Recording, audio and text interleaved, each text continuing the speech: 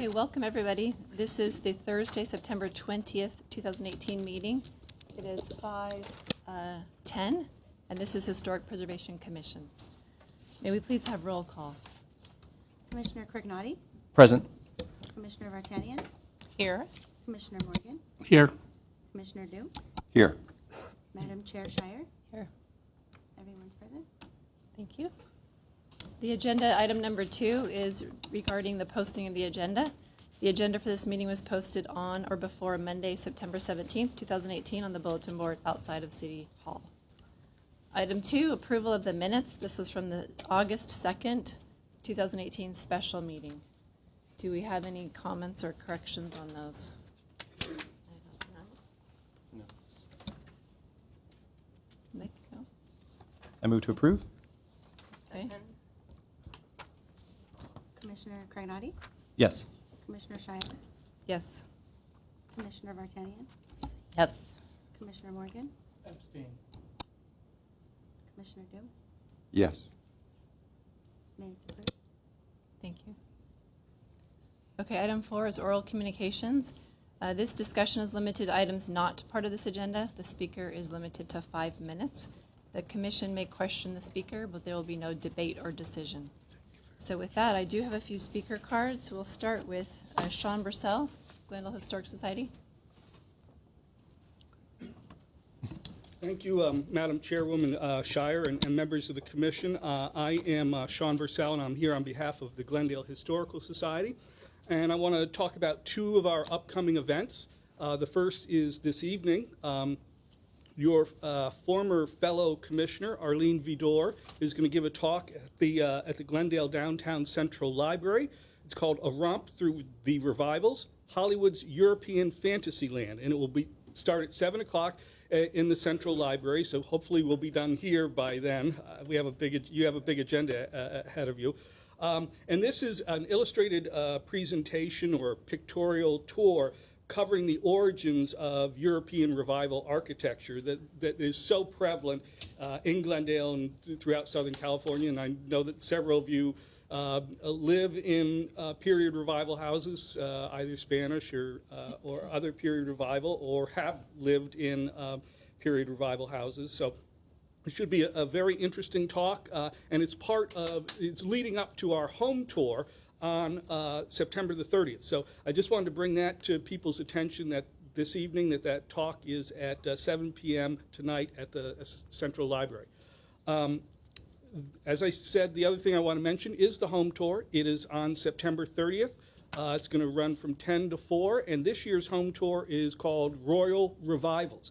And it is designed to commemorate and celebrate the 10th anniversary of Glendale's first historic district, which was, of course, Royal Boulevard in 2008. There's 30 homes. I know you're all familiar with Royal. It's beautiful, curving, and Commissioner Morgan is very familiar with Royal.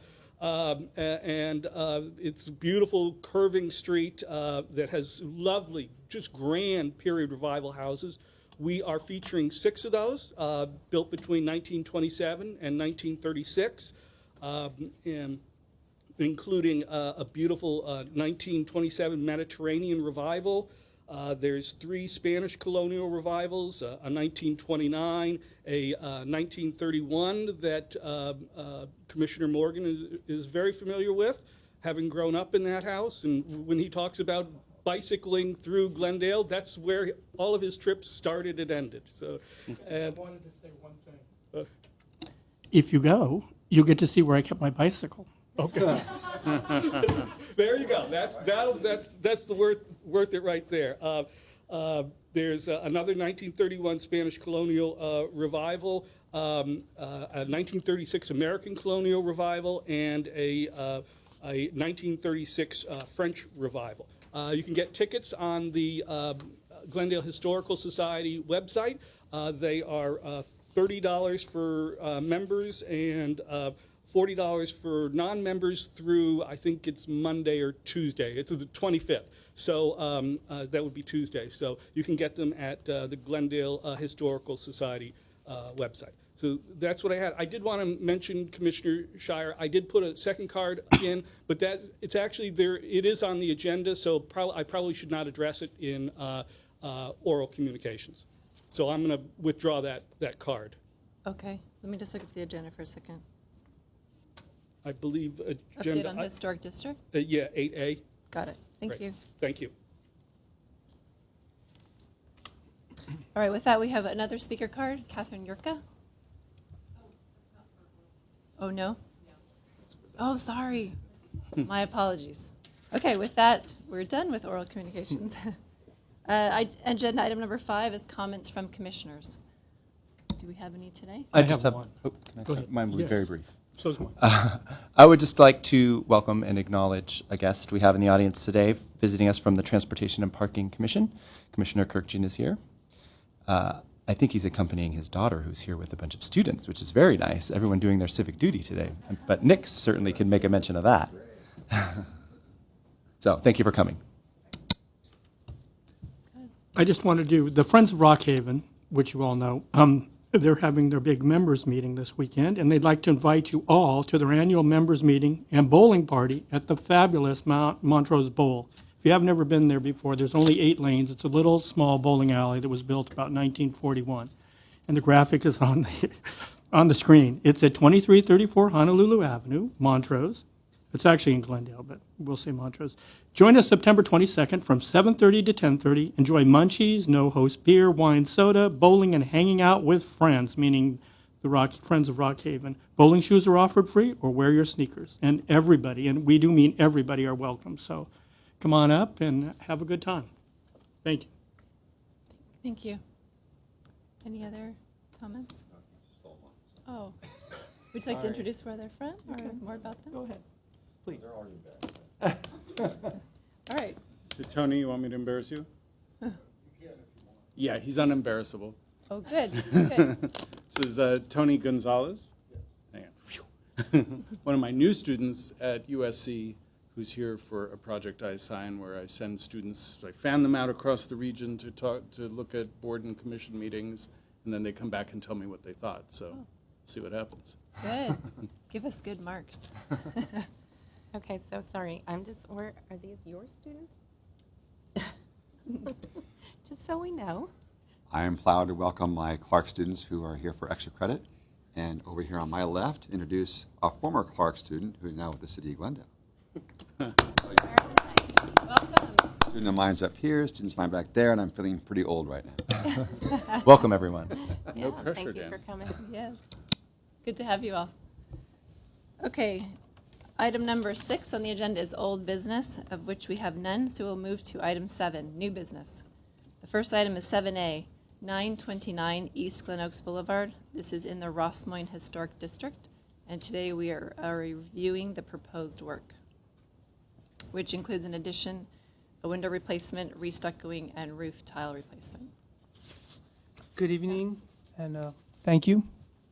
I'm going to summarize the staff report, and throughout I'm going to read the conditions, and then I'll be open to any questions. Okay. So this is an application to add 470 square feet to an existing 1,400 square foot one-story residence located in the R1 low-density residential zone, floor area ratio District 2, Historic District Overlay Zone. The subject property is a contributor to the Ross Moines Historic District. The project site is a 6,414 square foot corner lot with street frontages along East Glen Oaks Boulevard and Cordova Avenue. 929 East Glen Oaks Boulevard is a contributor to the Ross Moines Historic District because it was built within the district's period of significance and largely retains its original character. Originally developed in 1925 in the Spanish colonial revival style, the subject property features a 1,400 square foot, one-story single-family dwelling with a detached non-conforming 2-car garage that is accessed from Cordova Avenue. The addition is proposed at the Cordova facade and at the rear, forming an L shape. Also, a patio is proposed at the rear, attached to the addition. The addition will maintain the existing massing of the house, including the flat roof with tiled parapets that rise at the corners. Though visible from the street, the addition is very modest in size and compatible with the original style and design details. The addition will retain the roof form of the existing house with clay tile copings and raised corner parapets.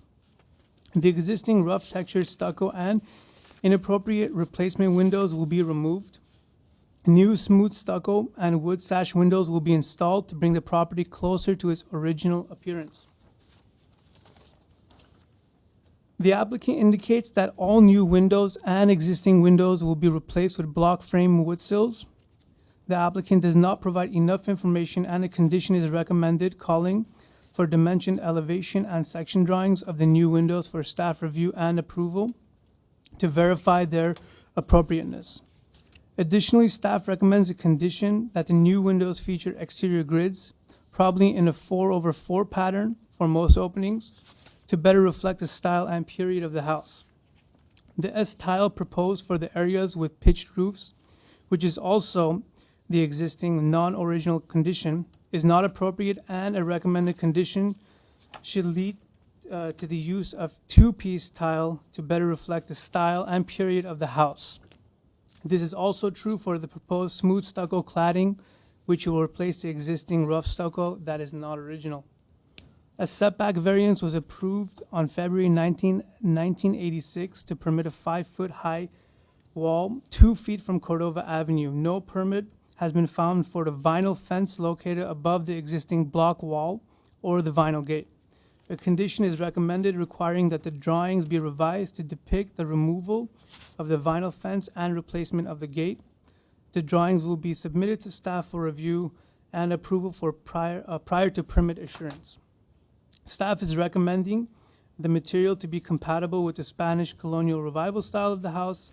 Staff additionally recommends a condition that the street-facing portions of the wall will be clad with smooth stucco to match the new stucco proposed for the house. Overall, the new work will improve the previous alterations made prior to the designation of the historic district, restoring some features and enhancing others that will be of benefit to the appearance of the house and the district. So staff recommends approval with these conditions. Thank you. I'd like to go over the, just the kind of analysis under the guidelines for the historic district and also Secretary of the Interior standards, and address some of the comments that you've received from the Historical Society in light of how I've written this stuff.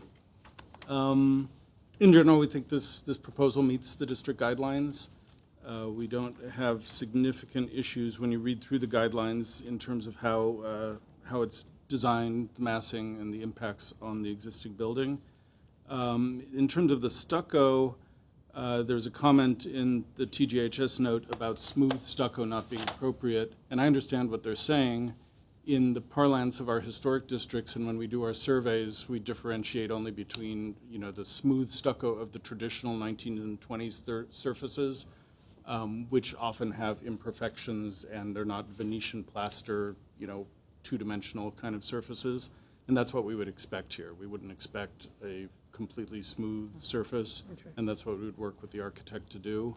So it's kind of a language thing that maybe in the future we need to be more clear about, but that's how we've kind of divided what's appropriate and what isn't in the historic district DPR forms and surveys. There's also an issue with the windows. Obviously, the existing windows aren't appropriate. The architect and the owner have proposed wood windows, and we may need some clarification on exactly what kind of wood, what those wood windows would be. It's not 100% certain to me. The proposal calls for no muntin grids, and on Spanish Colonial Revival, in general, you would have muntin grids. We don't know what was there before, so there is a certain kind of conjectural aspect to putting them back, but I do think it's appropriate to put them back. And I had recommended in the staff report that probably 4/4 type grids, where there are 4 panes on the upper sash and 4 panes on the lower sash, would be appropriate. That varies from window to window depending on the size of the opening. So if you want to have the window grids put back, if you gave us the latitude to kind of figure out or give us suggestions about which proportion you'd like to see in the typical windows or any specific window, that would be helpful for us. In terms of the Secretary's standards analysis, we think the project does meet the Secretary's standards. There's some mention of Standard 9, which is the tough standard to deal with. And unfortunately, in my haste to put this together, I kind of was using some language from a previous project. And I don't think this is completely clear, or my intent isn't completely clear. I do believe additions should be differentiated in historic districts, and I mention using kind of a date stone signifying which side of that stone is the addition and which isn't. In some ways, that's kind of silly to do for a small house in a historic district, but it is appropriate and useful if you decided to go there. The Historical Society is mentioning the option of setting the addition back a foot or so. That does raise some issues with the layout. I think it is an appropriate way to differentiate, but I don't know that it's 100% necessary, so I wanted to just open that up, just bring that to your attention, because I think there's room for discussion and debate. It's a bigger subject in the long run, and if we want to talk about it in more depth and get the commission's opinion, and I can bring in whatever I can bring in, and then we can have public testify on that also, it might be worth agendizing for a future hearing. But overall, I think the project is appropriate for the district and for the guidelines and the standards. Okay. Any questions for staff before we open the public hearing? No. Okay. Do you? No. I just wanted to thank Jay for those clarifications up front. Yeah, thank you. Okay, with that, we'll open the public hearing. We've got 2 speaker cards. First is Armik Shanazarian. Good evening. My name is Armik Shanazarian. I'm representing the owner of the project. Basically, the staff went over the project. As far as the owner is concerned, we will comply with all the requirements and the suggestion that the staff has, and we have no objection as far as either stucco or the windows or the vinyl fencing being removed. So by saying that, if you have any questions or comments, I'll be more than happy to answer. Okay. Does anyone have questions for? Well, yeah, I do have one. So if they decide that they want you to do a step back, how will that affect your design? As far as the recommendation was not mentioned as far as stepping back. Yeah, I'm sorry, it's a little unfair, Armik. We didn't, the letter came in and I didn't think to send it to you, but I can describe it quickly. Please. Basically, where your addition is in plane with the front facade, and then you're coming out, I can't remember how many feet. The Historical Society is recommending that you set that back from the plane of the front facade by 12 to 18 inches, which would create a notch in the wall in the bedroom. But if the commission feels that that's a better way to distinguish this as an addition rather than an original condition of the structure, you would be bound by that decision. So, I mean, if you feel that's necessary, I think we should be able to do it, but I prefer not to do it because it will reduce the size of the bedroom. But I was not aware of it, but forgive me for that. But I think Okay. if you feel it's necessary, and I haven't thought about it or I haven't looked at it. But if it is, then we have to adjust it. We will adjust. Maybe about 12 inches, not 18. Or take 9 inches. Cut the rest. I have no problem. It's lessening as you stand here. Yeah, I mean, I have to work for my client now. Are there other questions? No, that's the only one I've got. So. Do you have any questions? We have a Thank few you. questions for you, actually. Yes, ma'am. Regarding the windows, it was indicated that you would, be replacing the windows that are not original with Correct, the wood, vinyl windows. with wood windows. Wood windows. We provided detail. Danny, did we get the new drawings? we have the details, but there's inconsistency within the materials submitted, so Okay. we may. enough. Would those be entire wood windows? Entire Or wood windows. clad with some other material, or No, it would be wood real. throughout? Throughout wood Inside, windows. outside? Inside, outside. Okay. Thank you. Another question for you regarding the roof line. Could you explain the roof line as it relates to the existing structure and the new, especially along the Cordova side? With the height of that parapet, is all of that staying and matching the existing? Or Correct. is Height staying is matching the existing. Exactly how it is? Exactly how it is. So when you're bringing that wall out towards the street, it literally would just match Exactly, in exactly elevation? matching, exactly Okay. the same location, the same height. Okay. And question. And the front windows of the house obviously do not look original. I know, I don't believe you were touching that facade. We discussed with the staff that we were going to replace it for staff recommendation. Tell me more about that. I'm sorry. Remove the front windows. To change the front To window. change. Yeah, you're changing. Yeah, consistency, to be consistent throughout. Right. Yes. So they have a current kind of arch that's filled in at the top. That would be custom made window, we have to do it. So the entire area now would be window with the arched portion as well? It would be exactly the same. Or just that We're fill in just is going to staying? replace the window. This condition, you actually see this as a historic condition on some of the less grand Spanish houses. It's actually quite common. So I've presumed that this is the original condition, but haven't gone and investigated it. So we accepted that the new windows would appear be rectangular windows in those openings. Maybe the level of craftsmanship could be looked at. Maybe with the new stucco that would help. It looks a little off to Okay. me, but So we'll add a condition to, before we approve the drawings, we'll review the stucco infill or possible infill at the top of the openings. Make sure that if we believe they were originally arched openings, I'm guessing that you'd like to return to the arched-headed window. Wait, we may not be on speaker.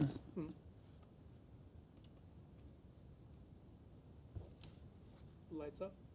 Okay. Yeah. So we want to back.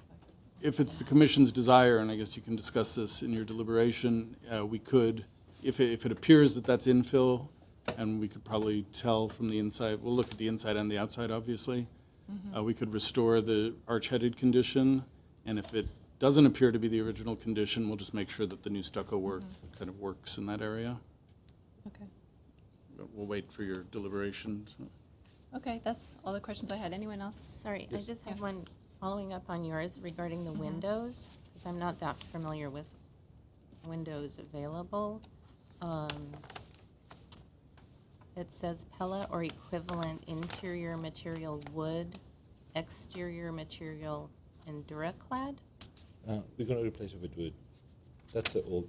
This is current? This is an old spec. This is the old plans. We revised it to. It's going to be wood. That's what we were working with. It says Okay. apparently on this version of the plan we have, it says this other thing. Yeah, that's why That's changing. that's why I So we thought needed there was some clarification. Okay. inconsistency, so. It's Great. changed. Thank you. But the architect is committed to having wood inside, wood outside with a painted finish on the exterior.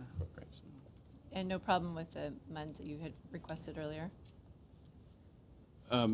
Once you see the details, you'll ensure, I guess. Yeah, and the Historical Society may raise a question about simulated divided light versus true divided light, but that's another story, so Yes. you'll take that under consideration. Okay, any other questions? Thank you very much. Okay. The next speaker card is Catherine Yurka.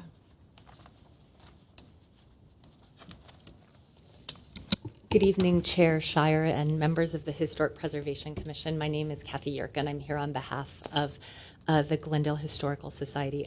Thank you, Jay, for those clarifications regarding the project. I'm glad that smooth stucco finish means something different from what we thought, and something that's hand troweled and provides some texture would be perfect. And we agree that rough texture is really inappropriate, and are so glad that the owners are proposing to eliminate it. We do support an addition. And, it's always nice to see a historic district contributor look more like it did originally. And I appreciate what Jay was saying about the differentiation. It's, it doesn't have to be glass and steel. The point is, it doesn't need to scream that it was built yesterday. The point is that you want to be able to recognize sort of where the historic building was. It's obvious from the photographs that you've seen that the most distinctive feature of the front facade is the tower and the entrance. And it's a good idea to preserve the original proportions of that entrance and not make it look as though the entire front facade extended another, I can't remember now, 4 feet. So we would recommend that the addition be set back at least 1 foot from the front to clearly establish its difference from the original, and also that we would recommend, in fact, that the oh my gosh, I'm blanking on the word. The parapet, yes, that parapets not be added, because that would be another way to differentiate it, especially since it sounds like, from what the owner was saying, that the original parapets are going to remain. We also hoped that you would consider possibly asking for true divided light windows at the front facade, but we're very happy that that the vinyl will be replaced with wood, and that there will be external muntins, which would have been more similar to what was there. And I thank you for your consideration. Thanks. Jay, can we get clarification on the parapets? Yes. The parapet's going to move, I think. I don't think it's going to, there's not going to be like a second. I'm a little, and Kathy can help us here if you can, it's hard to see the image again. There are raised corners at the parapets. Right here. But, oops, sorry. Whoa, we're jumping ahead there. There, at the corners of each bay of the building now, there are raised sections of parapet, but this whole thing across the entire length is a parapet, and all flat roofs have a parapet. So at no point would we recommend eliminating the parapet, but I think you're saying eliminate the raised portion of the parapet? Can you come back to the podium, please, while we talk? Yeah, I'm sorry. Thank you. That's okay. It was my understanding that parapets would be added at the addition. Is Well, that? yeah, all flat-roofed Okay. structures have a parapet. It's the portion of the wall that raises above the roof. So they would have that decorative. Well, that's an Parapet. option. They could Okay. have the raised corner, or they could just be flat all the way across. Right. That's- We were recommending not having the decorative parapet at the addition in order to further differentiate it. And of course, that original parapet that's at the front corner would stand out more if the addition were stepped back. Does that make sense? Yeah, what would happen, just for the commission's sake, and this house is impossible to see this I know, corner. that corner. That whatever critical that corner tree you is can't not letting us in. What would happen in this case, since the architect has said that the roof is staying at the same height, this lower section of the parapet would become the datum line. This would be the parapet running across the entire length of the addition, and the addition would be notched in, say, 12 inches to 18 inches. So Kathy's right, the parapet would remain above that. At the front, the back portion of the parapet would then be, that the wall below that parapet disappears. There'd be no structure below it, so that would disappear. But you could have a 6 to 8 inch thick portion of that raised section at the front so that we maintain that. And then you would step down and go out, how many, 4 feet, Danny? The width of the addition? So you'd have the upper parapet, you'd step down to this datum line level and just have a flat parapet that would still have a tile coping across it. To a corner, and then it would turn the corner, and it would stay the same height all the way down. Yeah, the length of it. this low height would come all the way to the corner, but starting about where the thickness of the wall begins, 6 inches to 8 inches depending, then there would be this rise. So from the front, you would still see the corner rise, but what it wouldn't do is return around the corner. Right, it would drop. Because there's no structure there below anymore. that to support it. So. So Am I maybe we making should- sense? maybe we should Maybe clarify- not. Maybe we should clarify, though, when you were talking about the existing parapet will stay, the existing parapet will really not stay. The image line, right, will be moved forward 4 feet. That whole facade, in essence, will be moved forward. You're not going to have a double parapet now where right. So I think I want to make sure you are all on the same I page. can illustrate it here. Here's the corner. Right. This is the existing corner. You can see here, and this from about this point to about this point, this area I'm darkening is the raised portion of the parapet. Yep. When this wall is set back a foot, it's going to come back about here. So the only part of this parapet that's going to remain of this raised corner is the part that's supported by the wall underneath. When this wall gets demoed, there's nothing to support because it looks like it's 2 feet, 2.5 feet Right. deep. So a little bit of it will be there, but from the front, you'll still see it. From the corner, you'll see it rising a little bit above this new parapet. And then this parapet's going to be at the level of the flat part of this wall, and it'll have kind of just flat tile copings across it. Until it reaches the back And so corner. maybe the elevation view will help also. We're going to have, sorry Danny, I'm writing on these. We're going to be coming out a few feet with the addition, but it's going to be lower. So we're just going to have tile copings here. When we turn the corner, the addition is going to come up here and then be at this height. So this portion is going to go away because there's nothing to hold it up. Only the part that's above the front wall is going to stay. But from the front, you'll still have this exact look will still be there. From the side, we're losing part of this. It'll just disappear. So question, if we don't step it back, then it remains flat and the parapet reappears at the true new corner? Yeah, in the current proposal, we have a flush Or wall I guess here. that's what we're saying there, Yeah, right? Here's the addition. This is a recreation of the Right. original look, and then it's brought back at the far end.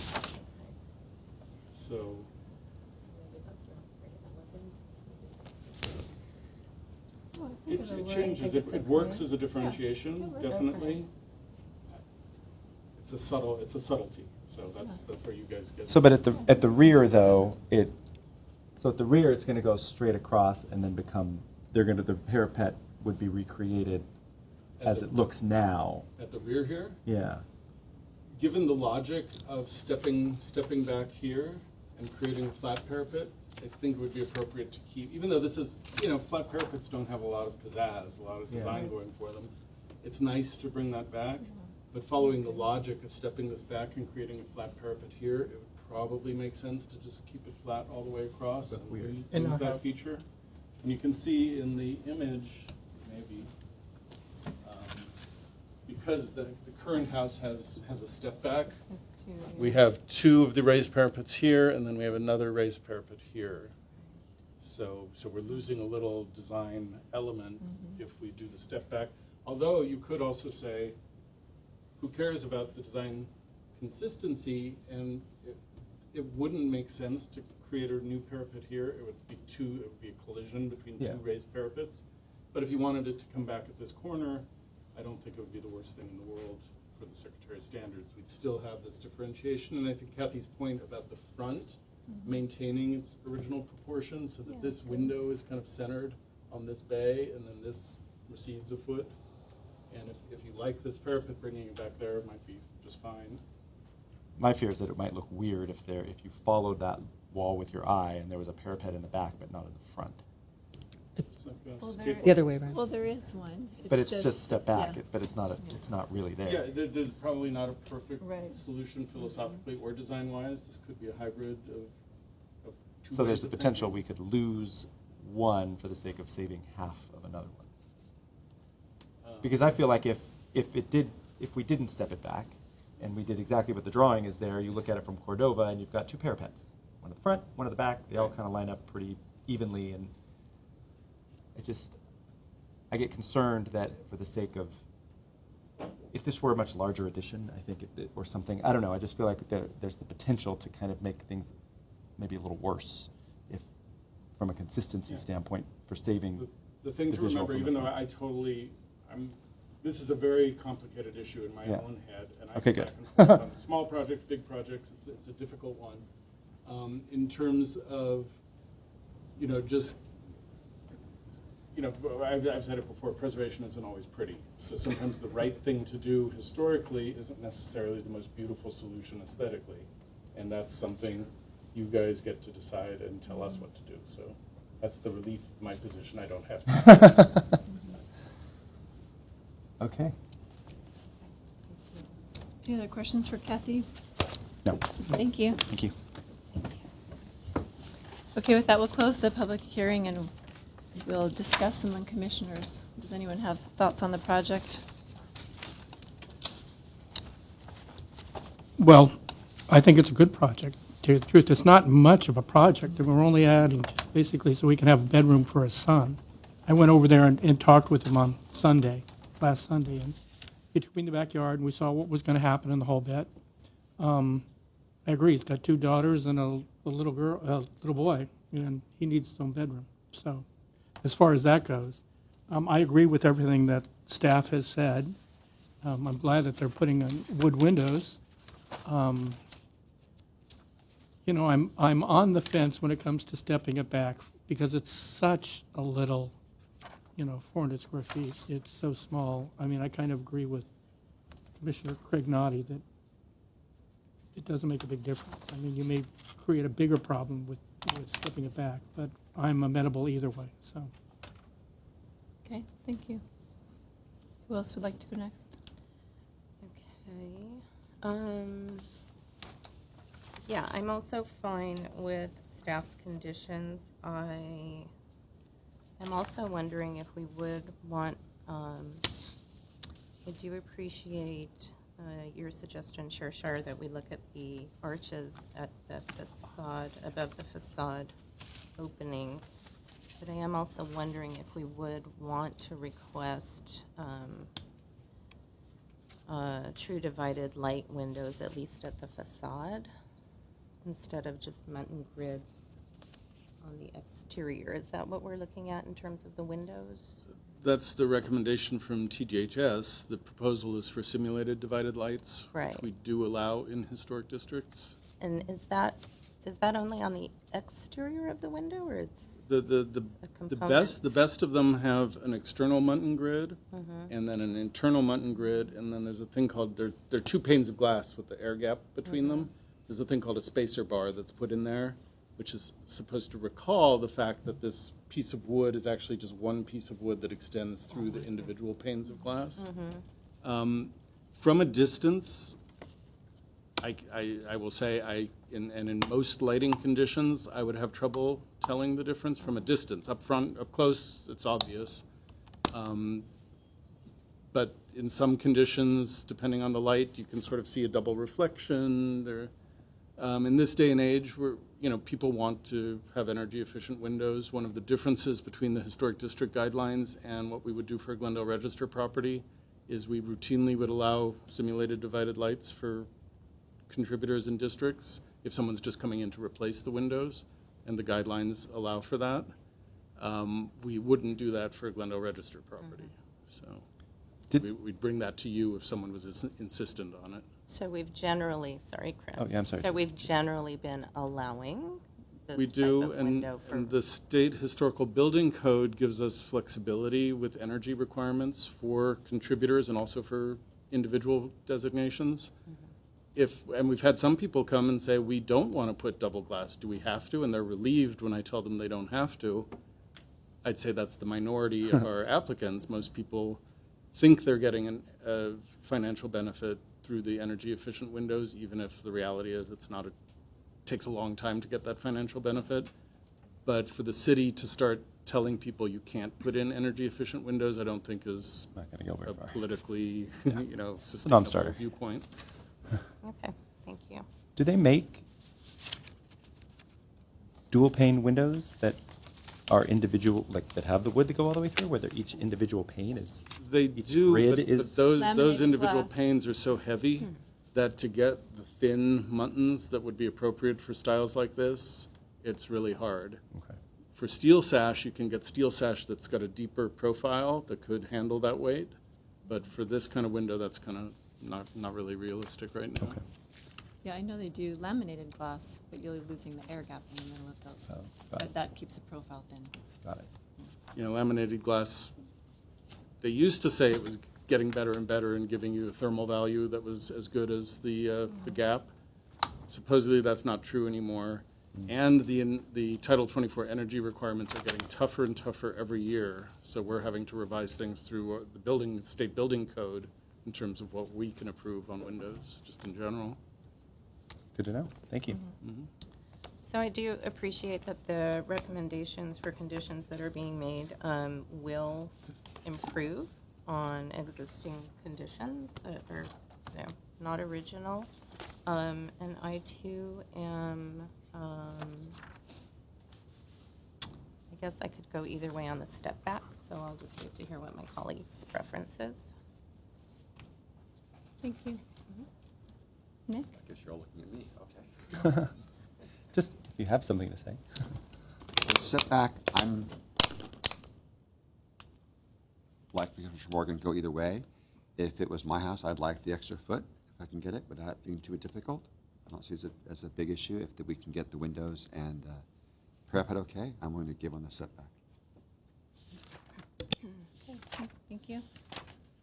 I just want to say that this is historic districts at their finest. This is exactly why we have them. This is wonderful to take a house that is a very charming home that over the years was maybe not appreciated for what it was, and some modifications were made, and this is an opportunity to bring it back. I think it's great. I mean, this is anybody watching. If you're in an area where districts are being discussed, this is why we like them. This is why we want them.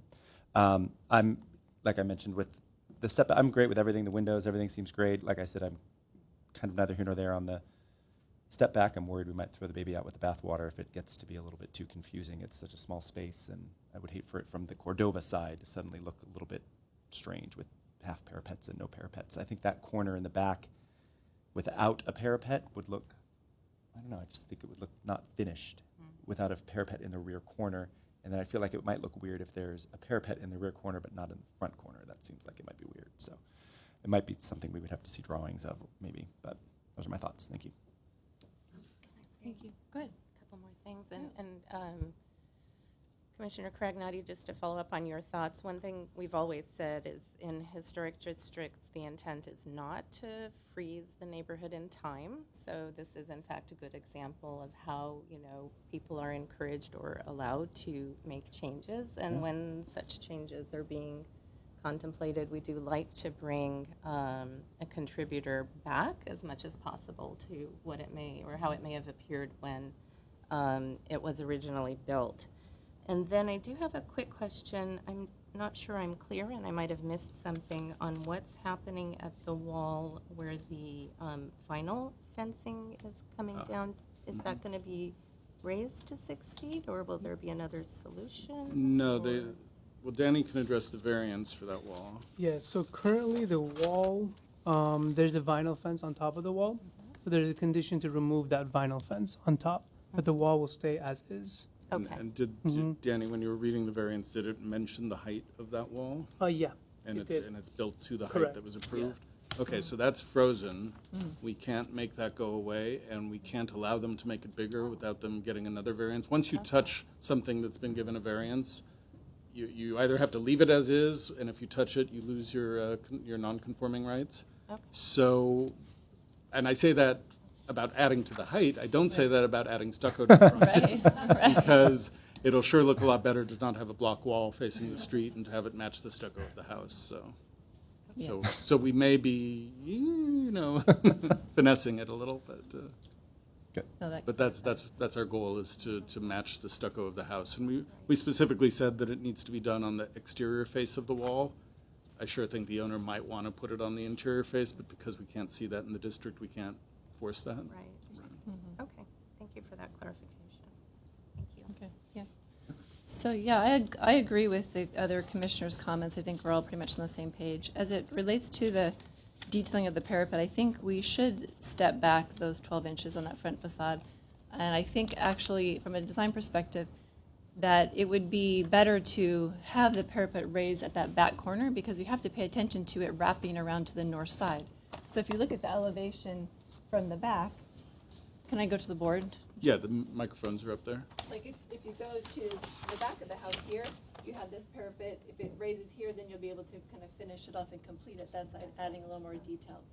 So I think from that front corner, when you see the detail, obviously the elevation or the parapet would be recessed back slightly, but I think visually from elevation perspective, it'll still look okay. And I think we would have been losing too much of the design having just flat all the way around, and I think it would just tie it together and kind of complete that side and back facade. Just to clarify, you're only talking about the raised parapet at the back corner, not at the new Not front at the corner. new wall. Got it. Leaving the height it is now, stepping down flat one, right. till the back corner, and then the two corners on the north elevation. Okay. That's what my recommendation would be. that's really the only other thing I have to add, so if there's comments or more discussion on that, we can talk about it. Otherwise, I think we maybe have what you need, Jay. I think so too. I'll go back over the staff conditions, or Danny, do you have those handy? Or? Yeah. So before we make the Good to go. motion? Yeah, he's going to go over the conditions before we make the Yeah. Well, you're supporting all the staff conditions, is that correct? Yes, I Okay. think Can we all were supporting Can them. we just talk about the parapet a little? Yeah, absolutely. I don't know if everybody's set in how they want to handle it. Yep. Or the step back, actually. I mean, I think at some level, to be consistent, we generally have been asking for some sort of differentiation or step back, even on smaller additions. So just for the sake of consistency. And then I do also see the point to the proportions at the front of the house. Again, we are talking about a relatively small addition, but the facade, the proportions at the facade without the 4-foot addition would be somewhat retained with a step back. So those are my only thoughts. Well, the addition goes out a little, almost 4 feet, right? Well, it says 3'11" on the Yeah, plan, so 3'11". 4 foot. Right. It's close enough. Yeah, Close we have enough, new 4 students feet. coming. Okay, if you, I'm sorry. Okay. Those So are my you- thoughts. Are you agreeing with that, or you I have would it- be okay. Okay. I mean, I would really be okay either way, but I do appreciate the arguments for doing a step back. So I don't know if anybody wants to have any further discussion on that, or if we just want to leave it as is. Not to be contrarian, but I don't see the step back as being really that important in this particular house. I understand we try to be consistent in everything, but we're talking 12 inches. And you can minimize it as the glass half full or the glass half empty, whether the 12 inches, do we split the difference? Is it 6 inches? Does the foot make a real difference? Are people going to go past this house and go, oh, yeah, I see where this is new and this is not new? So If I can It's a- help visualize the discussion a little, but I'll probably just muddy it. But on a flat roofed house, the step back has a different feel and meaning than if there was a pitched roof on the house and the same addition was proposed, where we were going to have to figure out how to put a pitched roof on the addition and tie that into the house. In general, when we're doing design review, not just historic, but just citywide design review, we would, on pitched roof houses, we have often asked for there to be this setback so that the original roof form can still be revealed and clearly read by anyone coming by. I think the same thing will happen here if we do the setback, but it doesn't raise as many issues, where on a pitched roof, I'd say we have to have some kind of setback. Here, like we've all said, either, I think everyone's seeing both sides of this. But just for I'm planting that seed more for the future if we have additions proposed where there are pitched roofs where it becomes an issue. So. I mean, Fair enough. I'm continuing to look at this and looking at this schematic in a little bit more detail, and I'm just looking at the bedroom that is affected by this step back, and I'm wondering where a bed would fit. I mean, that's the bedroom wall we're talking, or the bed wall rather, that we're talking about, and it just feels like it significantly affects the functionality of the room, I think, depending on the size of the bed. And I mean, there's a lot of things we don't know. It's a 13-foot span that's really only 9 feet if we step this wall in. And I don't know, it just seems like a little bit, I understand the purpose. I get the discussion. I understand the discussion. I'm just thinking, it doesn't seem like such a huge deal to me that we have the step back, considering especially sort of the effect it's going to have on the interior of the house. Well, from an interior layout perspective, I think this is the best bedroom size that you could have the step back without it really being affected. Because you do have a huge wall, 13 feet if that's the bed, or if they're putting the bed on the window wall. Either way, you've got plenty of space, even with that slight step back So that's I understand, like if it was right in the middle of the room, right, it may cause more of an issue, but you've got plenty of width for We have 9 even a feet. king bed. You have 9 feet. Just cut the back part of one nightstand off so that they still are in planes. No? No. Yeah, I don't know. The more I look at it, the less important the step back becomes to me, unfortunately, I guess. So do you need a vote from us or just Well, yeah, general well, agreement? first what I'm going to do is read back what I've heard. Yeah. I think the only question is what happens with the step back, just so everyone understands what's being approved. In terms of I've lost the staff conditions again, there they are. There's a condition to remove the vinyl top part of the exterior wall at Cordova and to put a stucco surface matching the hand troweled smooth stucco surface applied to the house, which is actually condition 2. Condition 3 is that the windows have external muntin grids with a pattern that I wrote 4/4, but in hindsight I realize it could differ from window to window. There was some open discussion on whether the front windows should have true divided lights rather than simulated. So we'll hope to hear from the commission on that. One thing to consider in that case is that the living room wraps the southwest corner of the house, and there's a window clearly visible from the street that relates to the front windows. So if you wanted a different kind of window at the front, you might want the same window at the Agreed. west window The there. entry.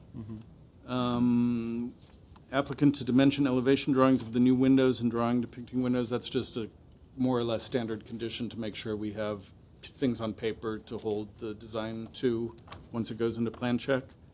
I'll mention it in a second. And then currently there's one-piece clay tile on the pitched roof sections. You wouldn't ever use one-piece clay tile for the parapets. That has to be a barrel tile just by design. Since they're proposing to remove the pitched roof and replace it, we were suggesting that be two-piece barrel tile, just to be consistent with the style and the period. And then going through my notes of your discussion, we're going to add a condition that staff's going to investigate the arch-headed windows at the living room. If we determine that that is more recent infill, not an original condition, we'll ask that those windows be converted to arch-headed windows of whatever type you approve. If it looks like they are panel infill that's original, we'll just make sure that it looks good when the stucco work is done. Based on Chair Shire's questions about the roof line, the drawings are actually kind of confusing on that in terms of existing top of plate versus new ceiling height. We're going to work with the architect, make sure that the drawings get clarified before it goes into plan check. And that leaves us just with the step back issue and then how to deal with the parapets. So we'll wait for your One more thought on that. Architects love creative design solutions, and the architect could obviously choose to fur out that wall so that there is no notch in the bedroom if. Fur out the wall at the interior. Yeah, in the interior. Yeah, that's So it would be a possibility. Yeah. The bedroom would get slightly shorter, but then you wouldn't have a notch. It wouldn't present any kind of challenges from a furniture perspective. So, for whatever that's worth.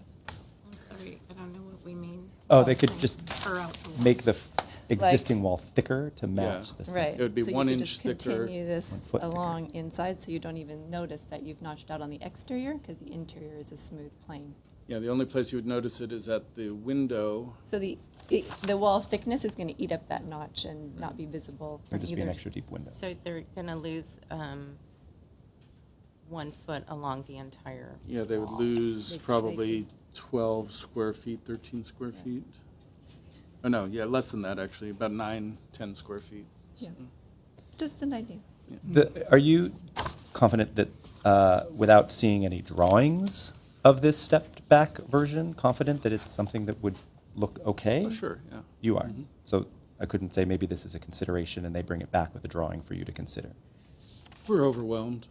Well, they're already coming back. You're already going back to the project for the windows with the arches and this other Yes, they're thing. bringing so it's- design details. They're already coming back with something. I wouldn't have recommended that had you not said they're already coming Students back. even like that one. Less homework, less homework. Yeah. So, Were they not already coming back? I Right. probably wouldn't have suggested this, but since they're already coming back. Oh, no, they're not coming back. Well, for the windows, you said you're doing something Oh, with arched windows. I got the impression, unless you tell me otherwise, I thought that would be a staff investigation. Oh, with- yeah. With two I possible think you mean coming back to results. Jay, not us. Yeah, that's what I meant. Coming Yeah, back to you, not he means us. coming back to you. Oh. Like, yes, staff will have a chance to review No, I don't want them to more. come back Oh, to us. oh, yeah, No, no, no. good. Yeah, No, they- we'll continue working with them until we get it right, so. Yeah. So they'll review the parapet details or step back details, make sure they're accurate. We won't see them again. We'll No, that's trust. right. But what I'm Yes. trusting is that if it doesn't look great, I mean, my point is this: if we put a condition that is how it has to be, and you see a drawing and you decide it doesn't look good, do you have the authority to override that condition? No. Not if you've told us to do it, yeah. Okay, so Yes, then I do would. it. My recommendation is, since we don't have a Oh, drawing. I see what to you're look saying, yes, at- if it If it came to turns out that, we would. funky, you would give him the leeway to make a different That's decision. what I would like to do, Unless, rather than make it up. unless, just jumping ahead, given that you guys were, a lot of you were, I shouldn't say you guys, that's forbidden now, sorry, commissioners. No offense taken. There were several comments from probably a majority of the commission that they could go either way on the step back or not. If you want to add a caveat that if it looks ridiculous on the drawings, we will avoid it, but I don't encourage that. I'd rather you just tell us what to do. I'm very confident it'll look fine. Okay. so. Trust you. I don't. You're quite trustworthy. Okay. Okay, so do we need a motion and a vote, or you're just We looking do. for Yeah. feedback? No, We this do. is Okay. binding design review, so we Okay. need motion and a vote. Would someone like to make a motion? So do we have consensus on the step back? I'm No. concerned or confused. Oh, go ahead. No, I don't know. Do we have, are we all still on the fence? I don't think we need to set back with all the conditions they're already making and concessions they're already making. I don't think the setback makes that big of a difference to influence upon. I haven't been persuaded to make it, Yeah. I'm sorry, I haven't been persuaded to, we need one. I concur with Commissioner Doom on that. I understand we try to be consistent on everything, but I think in this place, it's just so minuscule on such a small square foot thing that I don't think we need to If it was set back. a pitched roof, I would take that into consideration like Jay said. Okay, now, I wasn't trying to sway you one way or the other. I professionally and personally, I didn't mention this, I didn't bring it up as a potential condition, but in hindsight and reading it from the Historical Society, it will help the project better conform to the Secretary's standards. That said. Setback would? What's that? The setback would? The step back would. It creates, the proportion remains the same at the front, and it is legible, but as I told you, I am of two minds on this issue. Sometimes I think that legibility is read by who? Is it, the building already has setbacks on it, but that's original, so why would someone not think this might be original, although it would be a little strange to do it just a foot in. So, but it's up to you, because I don't think, it doesn't kill the project. There is room for interpretation of the Secretary's standards. That's true in every project, large and small. So I encourage you to vote your conscience and tell us what to do. I think because it's the front facade, it's that much more prevalent, and if it's better in keeping with the Secretary of Standards, I think it's a good thing to do. As far as, rather than you're on the back or the side and it's, less visual, you can get that original facade proportion and element will remain as is. So two of us have said no, and then you've said, oh, wait. So if You really someone- needs to have it, yeah, sorry, persuading us? I know you can't persuade us. No, I'm not even trying to. Okay, because then I'm still I not. think all of us can see both sides here. Well, What wait, we're so- waiting for is someone to make a motion. Yeah, would someone like to make a motion, and then we can see where we fall. Let me ask you one last question for the setback. For the Secretary of Standards, first, what is the distance we're talking about? Are we talking 12 inches, 9 inches, 18 inches? Is it 12 inches? It's not prescriptive. So Okay. today, You can tell us and we'll make it So happen. if it's not prescriptive, then the no, we can be setback. prescriptive on this project. The Secretary of Standards are not prescriptive. So we can decide. Right now, we're talking about a 12-inch setback. We're talking a 12-inch Which the architect setback. has We agreed can that would pick be it. acceptable. So that's, we have buy-in on both sides if that's what Okay. commission recommends. 12 Is there a motion? I make a motion that we do everything that Jay has outlined on all of the stuff, and that there not be a setback. Is there a second? A second. Roll call? Who's doing roll call? You, I Jake? guess I'll do it. Oh, Danny. Roll call will be Commissioner, who seconded? I'm sorry. Okay. Commissioner Doom, Yes. Commissioner Vartanian, Yes. Commissioner Cognati, Yes. Commissioner Morgan, Yes. Commissioner Shire. No. So we have a 3-2 vote. No, 3-1. Oh, I'm sorry. 4-1. 4-1, yeah. 4-1. I'm sorry. I wasn't even You listening. missed one of the you guys. Oops. All right, well, moving on. 7B, we have 1608 El Rito Avenue. This is a Glendale Register nomination and a Mills Act application. And so with that, we'll turn over to staff. Yeah, just give me a second. No problem. This is mine or yours? Yeah, I'm going to talk about it. Keep you, yeah, when we get to 1-1. No, that was the stapled one. He's the dude. Yeah.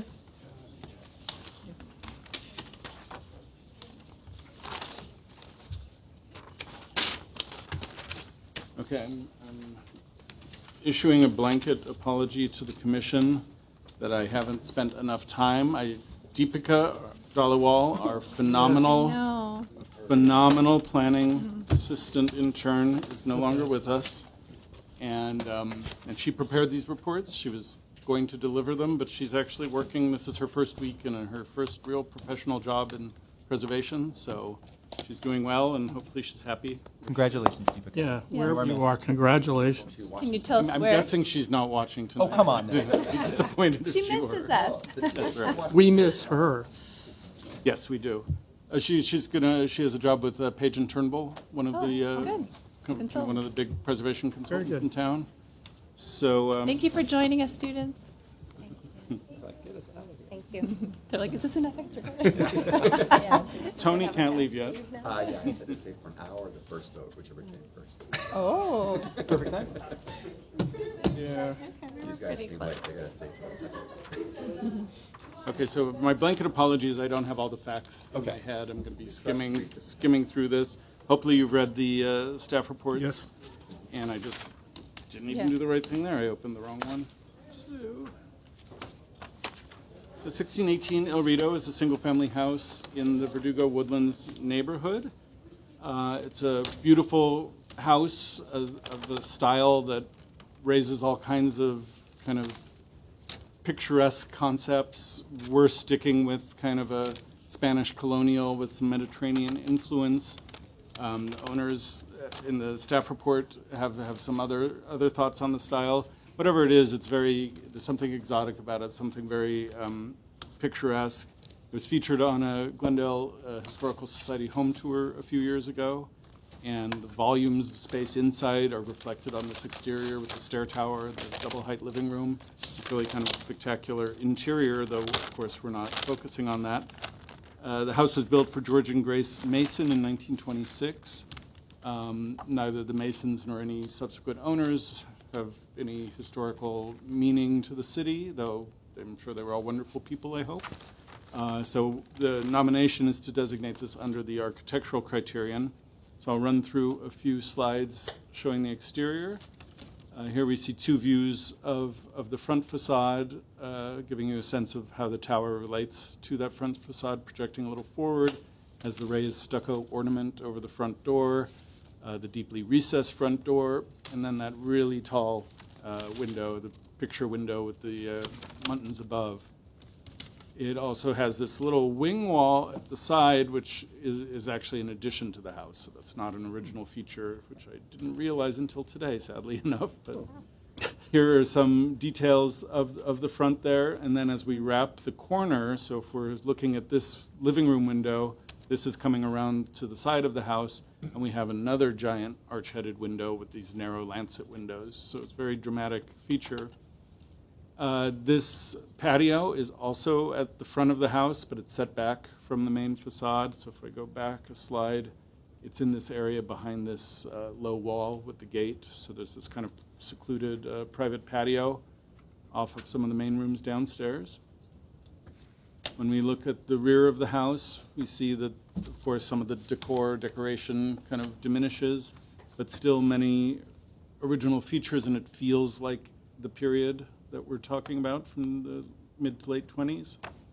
Here's a view toward the backyard. The garage is a later addition, but in keeping with the style of the house. And as with many of the properties we look at, we always focus on, what's changed over the years so that the commission can make an informed decision about whether those changes have affected the historic integrity of the property, have affected perhaps its eligibility for designation. The staff report is recommending that this be recommended to City Council for designation. When we visited the site quite a while ago, it was not long after, this was last year when we first visited, and it was not long after the City Council had been expressing some concern about houses coming to them that had some additions made.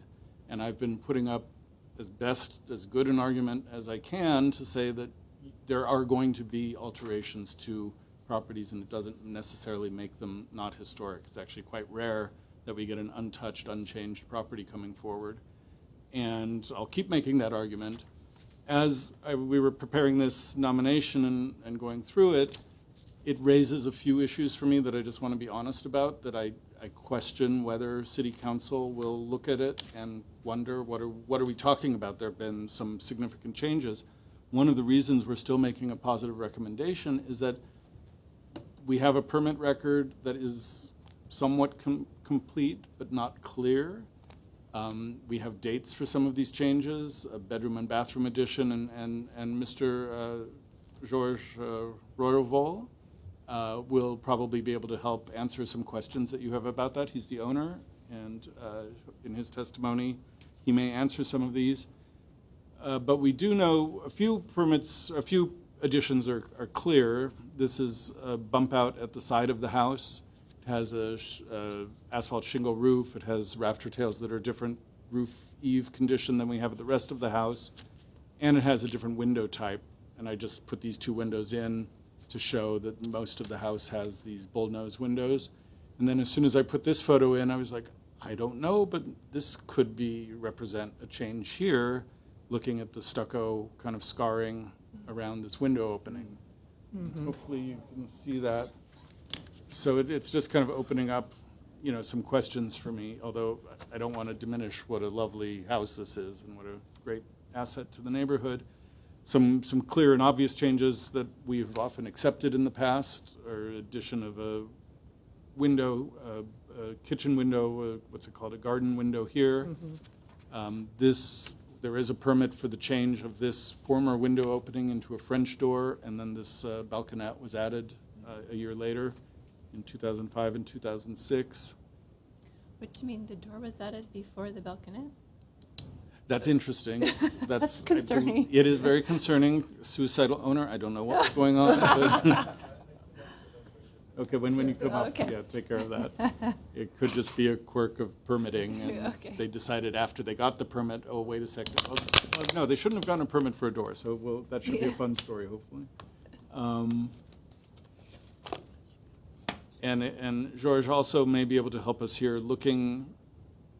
There was originally an attached garage to the house that was then infilled, and I'm not 100% sure where that is, but I think I know. When I look at this form in the aerial, it looks a little funny. It raises questions, and that's a lot of what I'm talking about here. That I have questions about what happened, but I have no proof, either from looking at the house or through the permit record. And I'm happy to go to City Council with a project like this because it's such a strong house in so many other ways. But I don't want to diminish that it does look like there have been some changes over the years. Here's another change that you can discern. This is the back side of that addition. We did the rear addition that we see here. Or not, I shouldn't say that. The rear portion of the house that we see here. This is the back side of it. This, I believe, is the location of the attached garage. I believe that this may have been the door going into that garage, and Georges hopefully will clarify based on what he knows about the house. And yeah, that's everything I put together. So we are recommending that this go forward to council as a Glendale registered property. with the caveat that I'm second guessing that decision a little bit right now. We didn't really put together any specific Mills Act conditions because some of these things we're not sure about, but obviously the commission hopefully visited the site, and then also certain things are obvious that this garden window doesn't quite fit the look of the house. So some of the smaller things you might be able to add conditions to if you are inclined to go for a Mills Act contract. Thank you. Hi. Okay, any questions for staff before? Yes, I Yeah, have a question. please. I know you have very limited information, but in terms of, once again, your thoughts about where the original garage might have been, are you thinking? You get a Oh, light. oh, I'm probably too, oh. Thank you. Lights? Oh, your mic was off. Yeah. No, I think I was sitting too far back. Okay. So just repeat the question, I guess. Oh, so my question was, I was just asking, I know you have very limited information, it sounds like, but there are some thoughts, or I'm wondering what your further thoughts might be on where the original attached garage was actually attached or was part of the house? Yeah, there's really only two options for where it was. The driveway either would have been on the left side of the house or the right side of the house. Given that these windows for the living room are here, I can't imagine it was on the right side. Given the situation here, this is the front patio that faces the street, but is set back from the front of the house. When I see this opening, it looks like it could have been a one-car garage opening. I think George may be able to help us understand that better than I can, unfortunately, or fortunately. And then when we come to this slide over here, so this area would be the back of that potential garage. And I'd have to look through the permits, but there definitely is a permit for the infill of the former attached garage that's mentioned in Tim Gregory's report. So if you bear with me, I'll try to find that.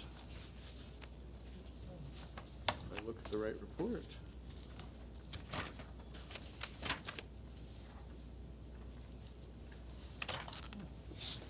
So in May of 1954, a permit was issued to convert the old attached garage into a 12.5 by 22-foot bedroom.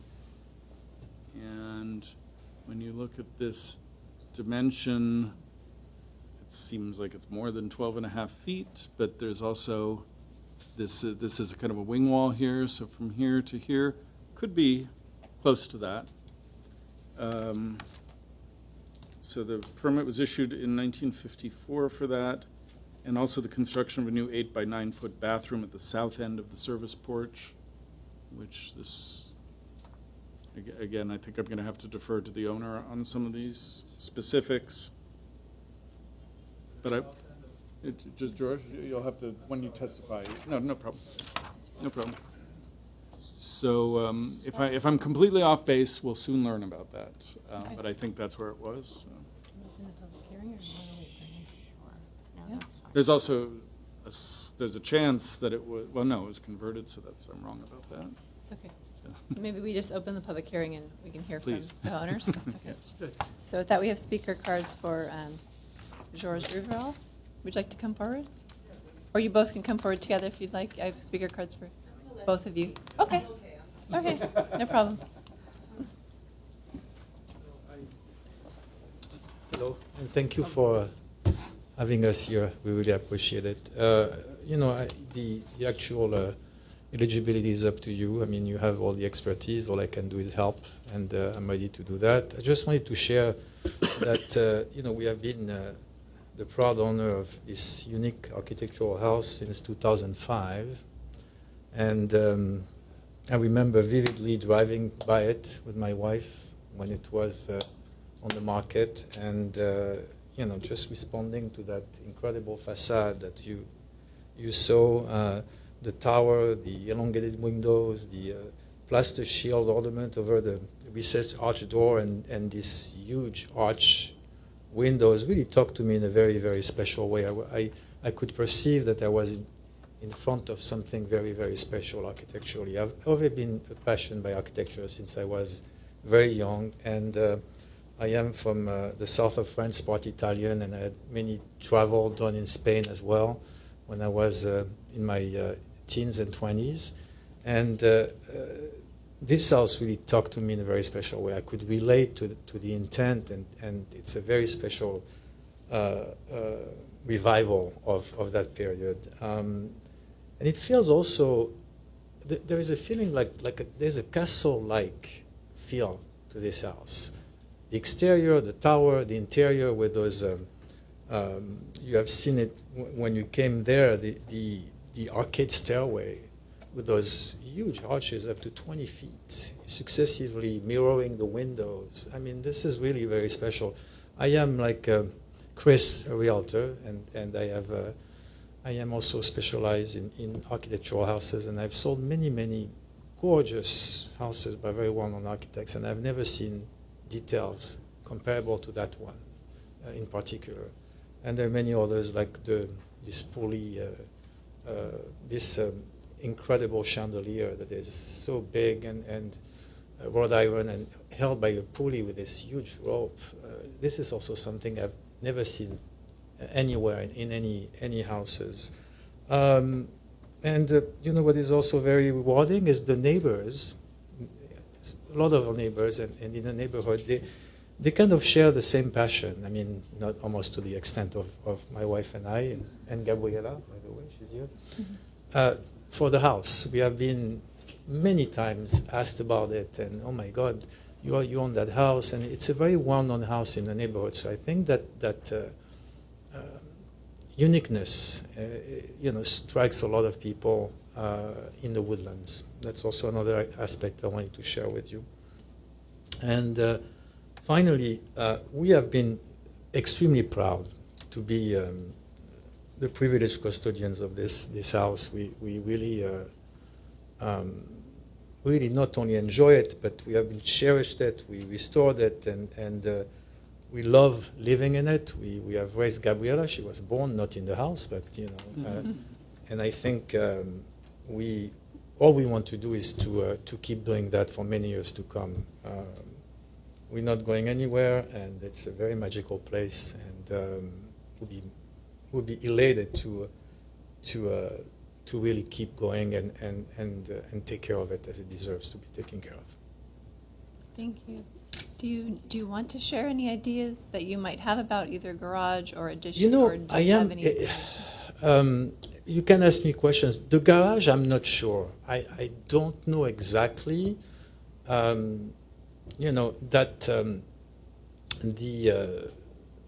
the actual patio with that Juliet balcony and those French doors up and down looks pretty.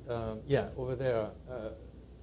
That balcony to me and those doors, I don't know if they were added, but they really mirror perfectly the rest of the house. And I was sharing with one of you that there's also a little step. Those are not at the same level on the floor, and you can see that also through some of the amount of the house, and that's also a testimony of how old it is. So I don't know exactly when it was built. To respond to the also the permitted French windows that were on the other side, we have done that. It's 2006, and what we wanted to do is to mirror, and it's exactly the same. We have custom made the same French windows and the same wrought iron balcony. It's different in size and also in depth a little bit because the code is different. So we couldn't have it at the same height because now it's not authorized by code. But we had it custom made. It's the same wrought iron motifs. Everything is the same. So that's the response to that specific item. I don't know. You have any other questions or any questions? Yes. Okay. Jay mentioned the fill for the garage. Do you know how wide that fill is that was added to connect it to the house? What do you? I think. Are you referring to the what I thought might be the original garage door? I think what Mr. Doom's asking is if you know about the width from, say, this wall, this corner here, to exclude this little wing wall, to where it meets the house here. I am not sure. I have to admit that I never posed myself the question. Okay. So I wish I could help you, but I'm I gonna never. guess it's, if this door opening is about 4 feet, it's probably about 14 feet or something, maybe a little more. 25, a Model T or something with fit now. I was just curious with the garage, if that was, A lot of early houses had 1-car garages rather Right. than 2, so that's possible. And you have a driveway next to it too here, so kind of Mhm. wasn't extended to the. Although it could have the edge of been, the house. Oh. when they built the new garage, they had to run the driveway Oh, all the is way that back what it there. is, So maybe? we don't, Yeah. yeah, We don't it's know. just one of the mysteries. it was, you know. I would just thought that cleared up. Okay. Yeah, Thank you. no, Okay. Okay, yeah. thank you so Thank much. you so much. Yes. Thank you. Okay, we have another speaker card for Cynthia Duggar. Duggar? Okay. Madam Shire and esteemed commissioners, my name is Cynthia Duggar, and I am a neighbor of George and April.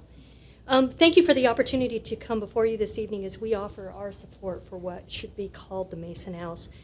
First, let me tell you that when we heard about the nomination of this house, there was a lot of joy over at the Joy House. Sorry, great fun, right?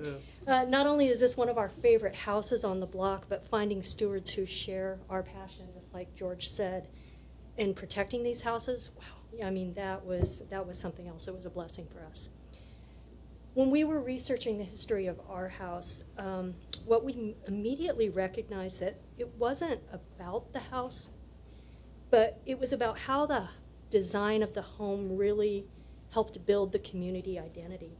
And the Verdugo Woodlands has a remarkable history, sold upon this idea that you could build your dream house here, whatever, whether it was a Swiss chalet or a Monterey revival, or in this case, this blended combination of, I'll call it romantic because I think it's romantic. When we were going through everything, we stumbled on an ad from 1922. And it was from the Los Angeles Times. It was from the Newport Company, and it said, "Come build in this charming valley of romance." And when I read that, and we were doing the study, I was thinking, my gosh, that is that house. And having been to the house and taken a look at it, you see this tower and these huge, tall, arched windows, the Juliet balcony, and you really do feel like you're taking into this exotic place. And that's the idea behind a romantic revival. But to Jay's point, it's not overpowering. You have this, the beautiful clad, you have the stucco clad walls, you have the beautiful Spanish tiles on the roof. And it just really fits. It makes the neighborhood. It comes together. It's very unique. It's wonderfully situated in the neighborhood. And it's one of the only a few houses left on El Rito. We don't have many that haven't been altered significantly. So we're very excited about that. We've got this nice little cluster. We hope you agree. Certainly there have been changes made to the house, but I think they've all been done with the original design in thought. We believe that it would make a wonderful addition to the city's historical record, but more importantly, it's an idea of protecting the historical record which truly characterizes our beloved Verdugo Woodlands. So thank you. Thank you. Thank you very much. Okay, with that, we'll close the public hearing. And are there comments from commissioners? You go, I'll go. Well, I just want to say I live just a little bit north of that area, and I just want to thank George and April. They were the best people to come and take me through the house, especially George. It's one of those things that I told him at the time, the house sometimes finds the owner, and the house, we're glad, found you. So it's a gorgeous house. I have a few concerns, but I think it's with a lot of houses that have an eastward and a westward facing house. It seems to me that almost all of the windows, sashes on the east side of the house all appear to be new, whereas the west side of the house, all of the material is original. Like when you go and look at the living room, it's all perfect from the original when it was originally built.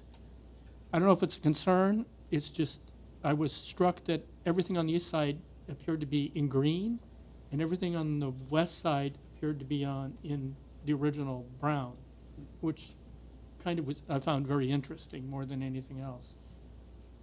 As far as where the garage could have been, there's that little arch on the side, on the west side of the house, that is reminiscent of the one that was my father's house, and there could have been a driveway going up that way.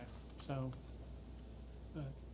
I don't know. Yeah, the question there is where was the garage? Yeah, that's The little arch is an addition that we know is an addition. an addition from the original.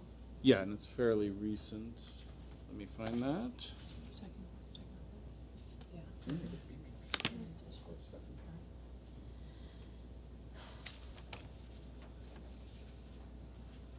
Also, Jay, while you're looking at that, I guess if we do go back to the report that was prepared by Tim Gregory on page 3, as Jay read,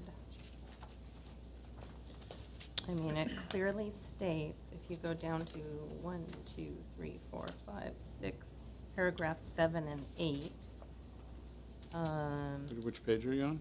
Page 3 of Tim Gregory's report. I think it's where you read from. That it does say that a permit was issued in May 1954 to build a new garage. And it clearly says in paragraph 8 that a permit was issued to convert the old attached garage into a 12.5 by 22-foot bedroom. So I think it's fairly obvious that it was absorbed into the house. And I think if we look at, there's a drawing here. Now, how am I going to reference you to this? Number 30 in the packet. It has page 30 up in the upper right-hand corner. If we look at the area Jay was referencing, off of the patio on the, is that on the east side? Yes. That wall where we have those the French doors is noted as 12 feet. And then if you go across to the west side of that room and you add 16 feet plus 1.5 plus 3.5, I'm doing this right. And then it looks like there's another maybe foot or so that hasn't been accounted for because it's interior. We've probably got our 22 right there. For the garage, the old garage. So that's interestingly enough. Wow. I think that's the garage. Sherlock Holmes. Yeah, the Well, it didn't question. say it wraps around. It did say that it wrapped around the southeast. I thought it said the garage at one point said the garage wrapped around the southeast corner, so it must be that. Yeah, I'm almost positive looking at the house that it is this corner. The question to me is where did the car get in? Did it go all the way in know. and come forward? There's a huge side setback, so it looks like it would be easy. There could have been a door on this side because there's a turning radius that would make it, but the floor of the garage is pretty high in the current condition. We don't know how the grade has changed over the years. So I still suspect that this opening where the French doors are now could have been a garage door. I don't remember seeing any large-scale scarring on this wall. There's a chance that the house was also re-stuccoed. So, again, a lot of mysteries on this. No, I mean, I personally find this extremely interesting because, first of all, we rarely see, I think, an attached garage at this point in time. And then to have it absorbed into the house is just kind of a unique situation. It seems like. I mean, the house clearly, based on all of the other details and everything else we've seen, would warrant listing on the register. However, with this new information, I mean, how do we deal with this? Well, we'll need to determine if the additions or modifications take away from the purity of the, of the architect. Since we allow modifications over time, I think we have to decide, is it still true enough to its original character and character defining features, or is there too much change that it doesn't, belong on the register? Yeah, it seems like as far as the best example of Spanish architecture or Spanish Mediterranean romantic architecture. So Yeah, I it think seems that's like- the thing we can talk about. Yeah, it seems like changing the use of the space doesn't seem like it should be such a big deal if it doesn't No, if thoroughly it's affect done the, well. Yeah, doesn't Yes. thoroughly affect the way it looks. I think I've sort of helped solve this, not solve, but point in the direction that may make sense. On page 21 of the package where the permits are, I don't know if that's, yeah, it should be page 21. We see this bump out on the right side of that drawing, which is on the west side of the house. And we see the 2 3-foot doors and a 2x6 wood. That to me suggests the French doors are being infilled into an opening. The permit also, and the permit history that Tim Gregory put together, said that a small addition, a bathroom was added at the corner here that you can see in that drawing on the left side, where it's a little more heavily shaded. There's also a permit for a bedroom addition and a bathroom addition. I'm wondering, I'm Stairs. going out on a limb, but I think that could be the second floor above this that was added, and that explains why, to me, it looks kind of awkward in terms of its relationship to the house when you look at the aerial view. Of course, and this all suggests that the house was re-stuccoed at some point to give it kind of that consistent look. Well, what seemed strange to me when I went is the massing and scale of the back elevation. Like, that seemed to be a clue that something had gone on, so that would explain, I think. It just looks so massive and stark without any kind of undulation or detail, which probably would have had, a porch or an open, or the top is overhanging the lower floor. Usually the Spanish colonial architecture would have a little bit more variation in elevation than this is showing, so that's what kind of said to me something had gone on, but now it's making more sense with you. And as showing the Cynthia said, the permits. work was well done. Yes, But it yeah. just plants that little bit of doubt that you can't quite figure out what's going on and what the chronology is.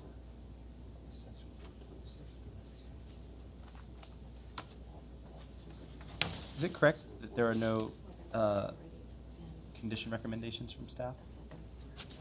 It's a happenstance of the situation that we're in right now. I didn't revisit the house after our visit last year, and so I wasn't comfortable making conditions. I was hoping if you were inclined to designate, your site visit would have given you some ideas.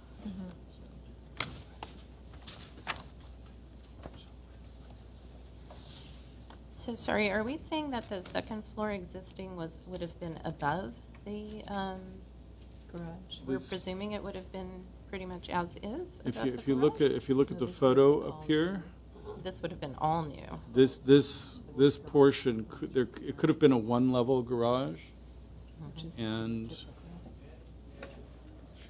want to reopen? Okay, we'll reopen the public hearing. George, come forward.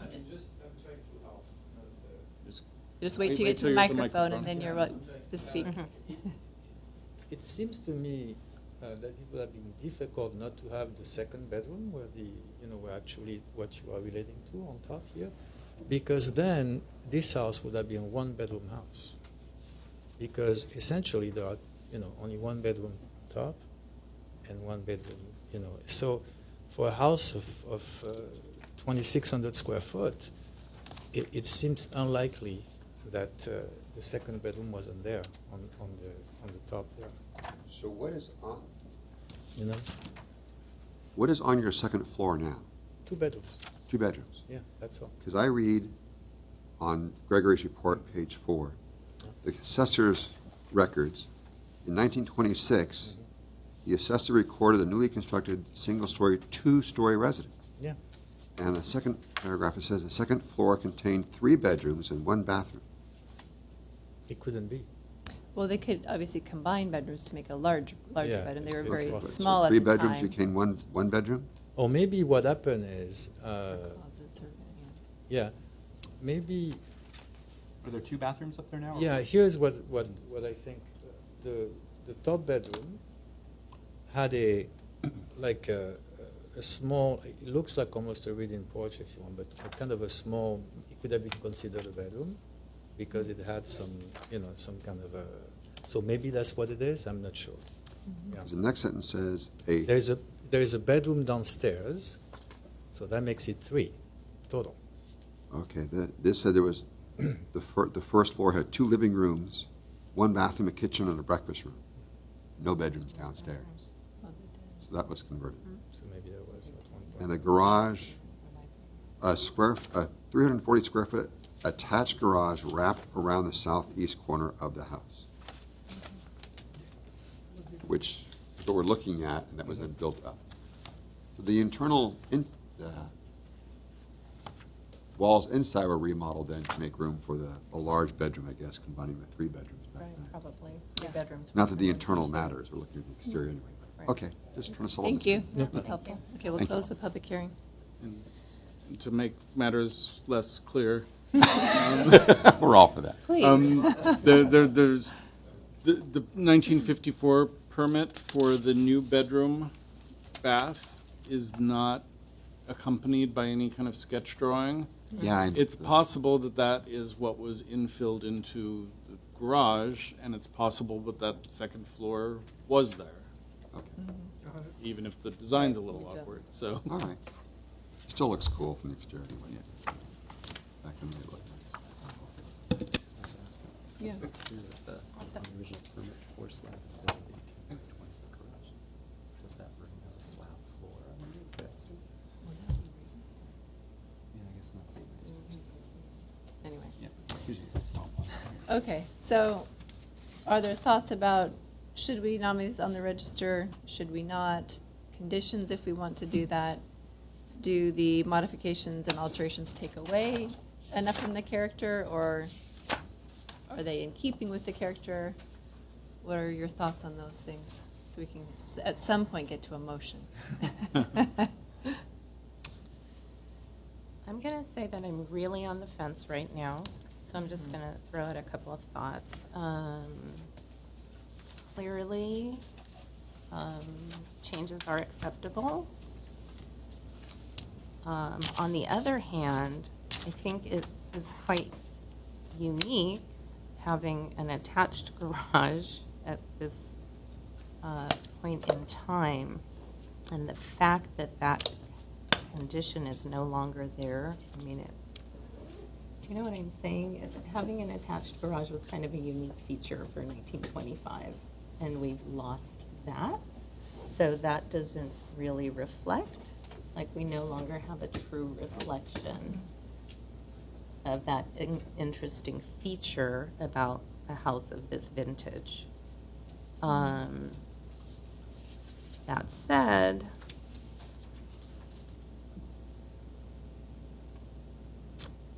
the changes are not necessarily inappropriate to create living space. And I have to admit, the back of the house did also, I couldn't pinpoint it, but something about the massing, and I don't know what exactly has changed with that conversion. Threw me off a little bit too. So I don't have a definite direction right now. I guess I'll just wait to hear from my colleagues. Well, I can tell you, it's definitely interesting. You know, having grown up on Royal Boulevard with homes that were quite like this, there were quite a few homes that had attached garage, and usually the garage was underneath the house. The house, literally across the street on Imperial and Royal, had a garage beneath the main part of the house, and you would go in the garage and then walk up a stairway up into the house itself. So, you know, the fact now that we're doing all this investigative work to find the garage, I find they did a really good job, because most people didn't even realize it was there. It's like, you know, now we're doing it. The massing is a little weird. Quite a few of the windows have been changed out, and that, I think, is just because of all homes that are eastward facing. The sun, you know, this is almost a 100-year-old home, and for the windows to be around after 100 years, I mean, if I had the sun every day for 100 years, I would be changed out too. So I don't know. It's for me, and I know we have to do this with the Mills Act, but it's an interesting, unique house that adds to the neighborhood. I mean, it's obviously people have, the Glendale Historical Society has featured it. I think it rises almost to being on the Glendale Register, but I'd have to listen to some other people before I give my final, but it's very, very close, so. Do you want to talk about conditions you might put on it if you Well, would not? like the thing I said, I mean, it's all, one side, the east side of the house it's like it's schizophrenic. On the west side of the house, everything is wood and it's all brown. The whole eastward face of the house, which didn't get the sun all day long, is all in green. I mean, what is it? Make a choice. Is it green or is it brown or is it supposed to be two-tone? No, Are you talking about just paint color or interior, Yeah, kind of. exterior? Well, it looks to me that almost every window has been replaced. They're all new. I mean, if you look at the panes of glass, they're not 1928 panes of glass. They're new issue, 1980s, 1990s. That's my only concern. I love the house, but I want to be consistent. I don't want the house to go away, but I mean, we had that house over there by Brand Park that they had 18 windows they replaced, and we did not. I think we 27. did 7. I believe 27. 27. Okay. There's a lot. But we did, and we said, and he was going to replace all the windows in the whole bit, and still the city council, I think, rejected it. I don't know if it got that far. Yeah, no, it did. And that's my only thing. It's like, okay, we're going to present this in front of the city council, and I know houses have to be changed. I'm just looking at everything is new. I mean, it's not new, but it's not original. Can I think we're all in a little quandary here, and we did wait a long time to bring this to the commission because the goal was when we had told George and April about council and their kind of uncertainty about designating houses with changes, it was not long, that had happened not long before our visit, and at our recommendation, they decided to wait, and the idea was to see if this plays out in council, if we can get any better direction so that I could give better advice to applicants. That hasn't happened, so we decided let's just bring this forward. Unfortunately, I wasn't able to revisit the house before tonight's hearing, so it's been a while since I was there. If we're all struggling with this, and I'm not hearing any real consensus, I would certainly offer the possibility of a continuation of the hearing. I could, with George and April's permission, revisit the house. We could do as deep a dig as we can to focus on windows, and we did this to some degree when I was out there before, but it'll add to what I knew then and bring things back to the forefront. So that might be the best way to proceed, because I think what that would do is give us some certainty, since I think I'm hearing concern about if you approve this and it goes to council, what then? And I don't want this commission, and certainly at staff level, I don't want us to be afraid to bring properties that have changed over the years to council. But there is a point, and we've seen it many times on many properties over the years, where those changes just cross the line that we then can't say it meets the criteria for designation. I personally think that's a great idea, because at least going to city council will have more information, exactly the changes, the windows, the ages, more idea on what conditions to put on it if we go that route, and more information to make a decision. If you're all fine continuing it to next month, would you suggest, or next meeting? I'm looking at my calendar. Next 2 months? I would November's always funny because Yes. the holiday, we often By the end combine. of the year, I guess we could continue it. Well, we either continue to a date certain or a date uncertain. And I'm a little hesitant to commit to October, although we could continue it to that date and continue it again if we need to. So that's, I think we're okay with a few, so. Well, a date uncertain is fine if you need to do more Yeah, checking on the that's fine. calendar We- and resources. The good news is we don't have, the issue is bigger for design review issues because we have to notice those. For Glendale Register nominations, we don't have to notice them. So I'm comfortable with a little uncertainty. There's so much here already, so. Yeah, but that's not fair to the applicants, you know? I mean, It's fair if it provides a better result, I would say. Yeah. well, We I don't- agree we with don't that. know, but right? I agree. The idea of just getting the time to get out there Yeah, and then do the analysis and then writing the staff report and preparing the slides, I'd rather have another month, and then we don't know if the date's going to change in November, so it's a little tricky to assign a usually we date have right here. combined November, December meeting. I feel comfortable it'll come, if not at the next meeting, at the one after that, so it's not going to linger too long. Does that work for everybody here? It works for me, Okay, yes. yeah, let's. It's a better chance. Do we need to Okay. vote? We to do continue? need a vote for. Okay, would someone want to make a continuance? motion for a continuation of 1608 El Rito Avenue? So move. I'm not going to restate Is what there you a just said. second? And second. Roll call when you're ready. Commissioner Morgan? Yes. Commissioner Crignati? Yes. Commissioner Vartanian? Yes. Commissioner Doom? Yes. Chair Shire? Yes. 5-0, I counted correctly. Yes. Thank you. Thank you. Thank you for your patience with us. Yes. Okay, next new business item is 7C.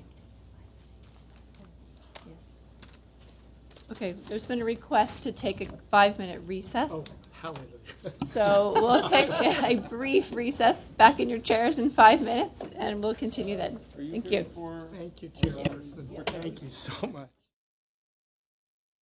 Welcome back. We are finished our recess. We're continuing the Historic Preservation Commission meeting on Thursday, September 20th. Our next item of business is 7C. This is 1121 Cortez Drive. It's a Glendale Register nomination and a Mills Act application. And because I have the pleasure of being neighbors with this homeowner, I will need to recuse myself. So Lorna Vartanian. Though I actually, given the circumstance, I don't think you need to leave the room. Okay. But you will not need to vote on Okay. this. The property owners, applicants are not in the room tonight. We've heard through the Historical Society that there's a belief they may have withdrawn their nomination. As of a few days ago, we were communicating about the time and place of the hearing, so I thought things were moving forward. There's a chance that they left me a voicemail. I didn't get an email, but there's possible voicemail on my phone. So what I recommend we do is continue the hearing so I can clarify with the owners Okay. if they want to move forward. This we could definitely continue to a date certain. Okay. And which would be, I looked it up before and I didn't even remember. It would be October 18th. Okay. I move that we continue item 7C, 1121 Cortez Drive, Glendale Register nomination and Mills Act application to a date certain, which was what again? October 18th. October 18th. A second. Thank you. Roll call, please. Roll call, Commissioner Doom, Yes. Commissioner Vartanian, Yes. Commissioner Morgan, Yes. Commissioner Crignani, Yes. and Chair Shire is recused. Thank you. Okay, we'll move on to 7D. 527 Whiting Woods Road, Glendale Register nomination and a Mills Act application. Yeah, just a second.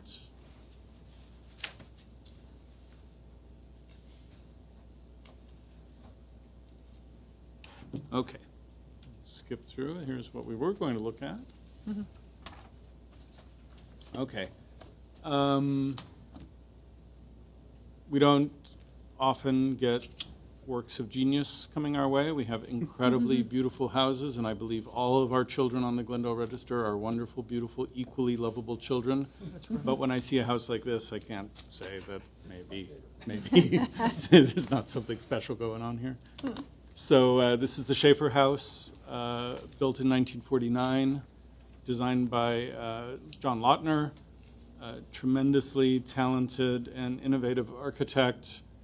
It's his only work that we know of in Glendale. I'd be surprised if there were another because his structures are so distinctive. I can't imagine we wouldn't know about it. Although I have to say we have a Craig Elwood in Glendale that's been so butchered that you can't tell, so that's always a possibility. When we look at this house, what's kind of striking about it is not just the innovation and interest of the design, but its siting on the lot and its interaction with the trees and just the kind of natural setting of the Whiting Woods neighborhood. This house is on the National Register already, so it's coming to you well recommended by the keeper of the National Register as well as the State Historic Preservation Office. Here's a picture of John Lautner at work, and he had a really brilliant career. I threw this picture in just for fun because this is the coffee shop Googie's, built the same year as the house that we're talking about.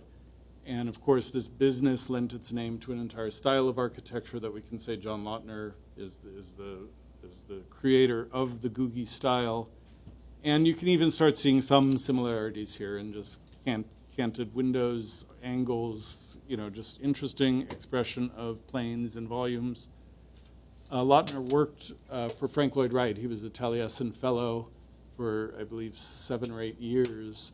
And his early work, which the Schaefer House is considered part of the earlier period, tends to be a little more Wrightian in nature, but you can already see him stepping away from the master and establishing his own vision and his own kind of stylistic tendencies. As his career moved forward into the 60s, 70s, 80s, the design started getting bigger. He had wealthier clients, and some of his best-known works in Los Angeles are some of the most iconic modern buildings that we have. We have Round Top at the lower left, Silver Top at the top left, the Sheets Goldstein House at the top right, and the Millar House, better known as the Chemosphere House, at the bottom. You see a mind always thinking, always changing, always trying to do something new and very specific to the site in some way or another. When we look at the site in Whiting Woods in question, just looking at the plan view tells us we're dealing with something different and we're dealing with something special. This is maybe my favorite site plan of any property we have in Glendale. And you can see it's a relatively small house, just 2 bedrooms and living spaces, sited on the lot in a way that very few other properties are, not just in Glendale, but in most places. And a lot of that siting has to do with the placement of the trees.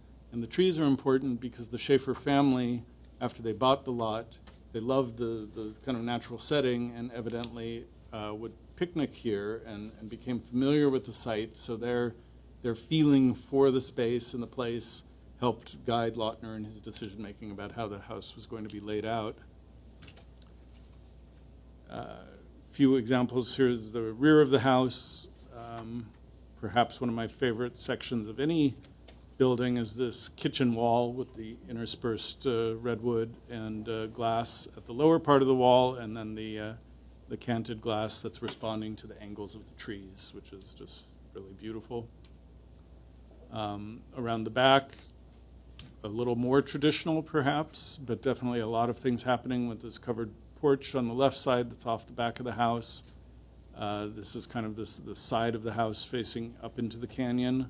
The fence on the right is a privacy fence that's being built by the current owner. It's been designed by Wheelie Carr Architects, and Christopher Carr is here to talk to us tonight representing the owner.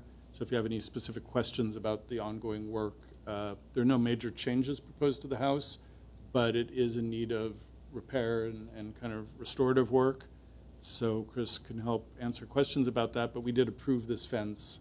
It's not finished yet. The structure is there, but there'll be infill panels. And it's a really lovely design that reflects the design of Lautner, but also is differentiated from it. So we were pleased to approve that. And when you hopefully have visited the site, you can see why someone might want a privacy fence. Mm-hmm. The one drawback of this house is that it's in an established neighborhood instead of on acres that you sort of would want it to be. And that's one of the great things about it also, to have a city house that kind of doesn't conform to city notions.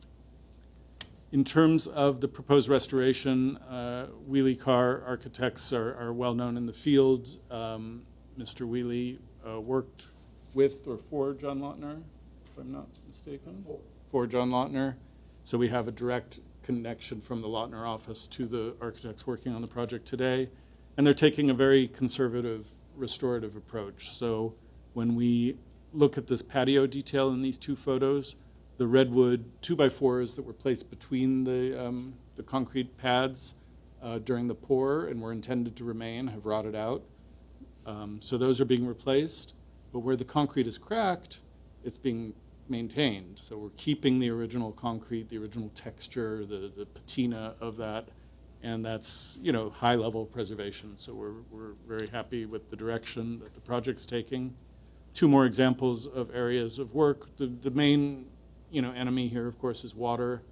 And just an example of some of on the bottom, the wood is staining and efflorescing from having water coming up to it. Mr. Carr can talk to you about some of the treatments that they're proposing to deal with some of these issues. And then kind of a cool feature that I don't know if you would have noticed when you were there is this little exterior shelf that penetrates through the wall of the house and creates kind of a shelf/arm on the little built-in couch on the inside. And that had received some weather damage, so that's being restored along with a lot of other parts of the house. And I think that's all. Oh, no. We always talk about, we don't talk about interiors. Every so often I've shown interiors when I think they're a little bit relevant, only because this is very much an inside-outside house and you're truly living in a glass box when you're in this house. So you can see some of the just exciting angles and spaces that were developed here. So on that, I have nothing more to say, unless you have any questions. Question. Yes. So do all the changes that come, do they come directly to you on something like this, or do they go to staff from planning? I mean, are you the one who oversees? Well, because we've already developed a relationship with the architect, they know to approach me. To you personally? In general, with projects, it can come in at the counter. We don't know where it comes in at the But beginning. it's something this special, it would go to you? Yeah. Right? Yeah. Okay. Yeah. Just It ask. better. It better. Okay. Okay, with that, we'll open the public hearing. We have 2 speaker cards, but first we'll hear from Christopher Carr.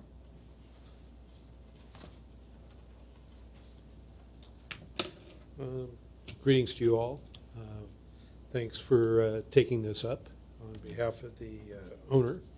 I'm Chris Carr, and as Jay said, I'm the team of architects on the project from Wheelie Carr Architecture. I'm also the vice president of the John Lautner Foundation, so I'm wearing 2 hats, which are very comfortable because of it's times like this that you know, we're able to see the hard work of both the foundation, past owners, and the architect himself in designing this project rise up to acknowledgement, which is fantastic. We put forth the National Register of a series of houses initially, thinking that that would be our best course to protect more and more Lautners and really make his name better known. You know, throughout his career, he didn't feel he really was known very well, or he was sort of put down some. It's hard to sort of see that at this time as we look back, but at that time, many other architects would and writers would poo-poo his work. So, tonight, I'd like to just thank you and answer any questions. This house is, because it's one of his transitional houses, I think it's even more important.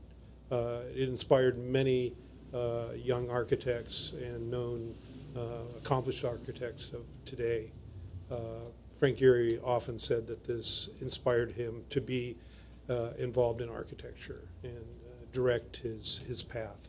So, and we know his work, but he really appreciates how Lautner was able to really take rights principles and continue on with those, but really design what those principles were about. Not about just style, but about an organic way of designing. So this house really, you know, causes that. Is it inside or is it outside? What do all these materials mean, and how are they working to make this shelter work? Any questions? I'd be glad to answer. Well, do you want to just talk briefly about, a little bit about the restoration that you're Yeah. working on? So the owner, Christopher Palmer, wanted to continue on with restoration on this house. The house has been through earlier restorations, taking care of wood, exterior finishes and things, re-roofing, which most, if not all, that required permits were filed with the city.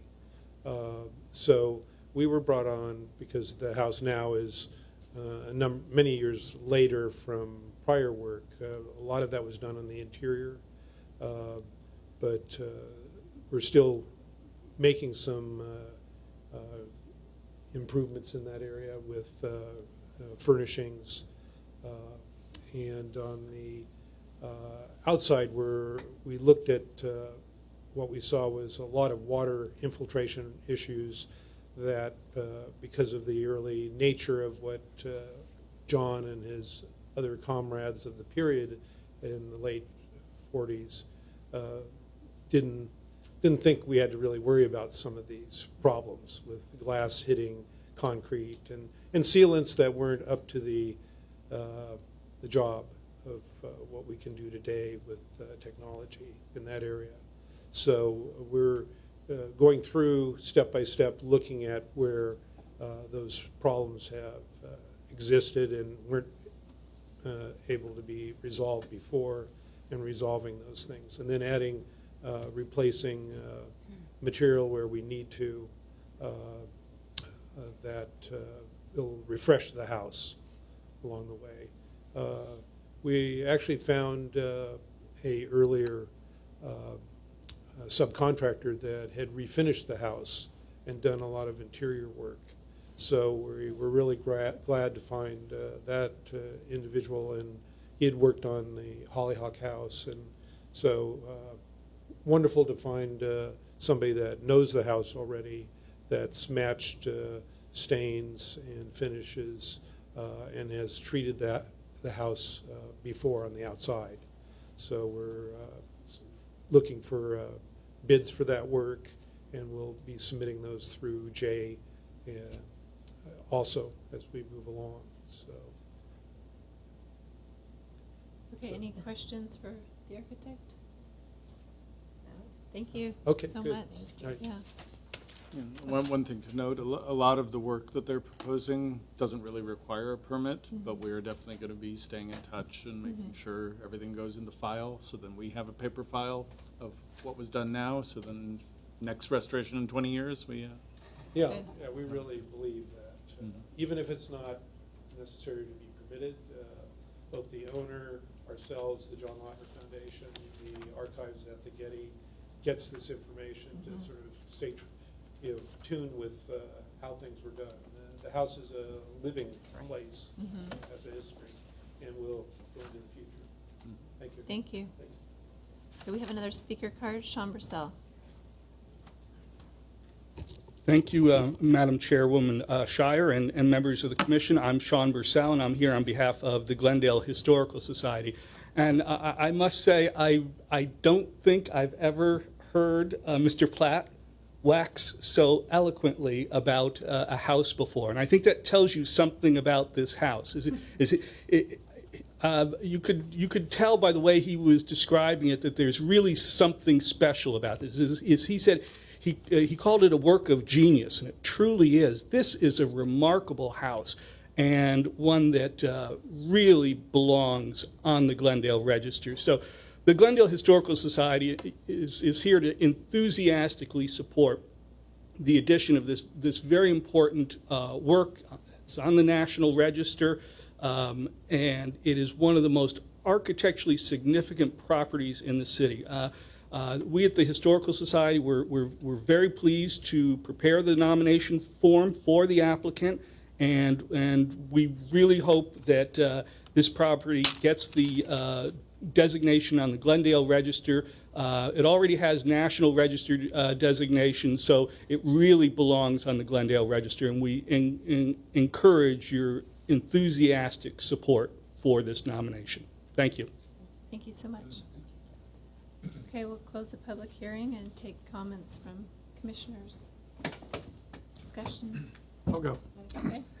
You know, I just wanted to say, for me personally, modern architecture are interesting, but they always seem a little sterile. But to me, this house is fantastic. I mean, it's just, talk about an inside, outside, inside house. This is the house. And when we got to go and see the house, I was there with Commissioner Doom, and it was just amazing. They would open walls, the walls would close. It was just, the redwood in it, it reminded me, and I mentioned this at the time, back in the late 50s and early 60s, I used to work at down at the National History Museum, and we would go across the street to the Science Center, and down on the bottom floor, they had rooms all done in redwood. And walking down the hallway of this house, I was taken back to a time long, long ago that doesn't exist, but it's just, I hope they give tours, you know, but I don't want it to do anything to the house. It's just amazing. It's very few houses where I go, wow, and that's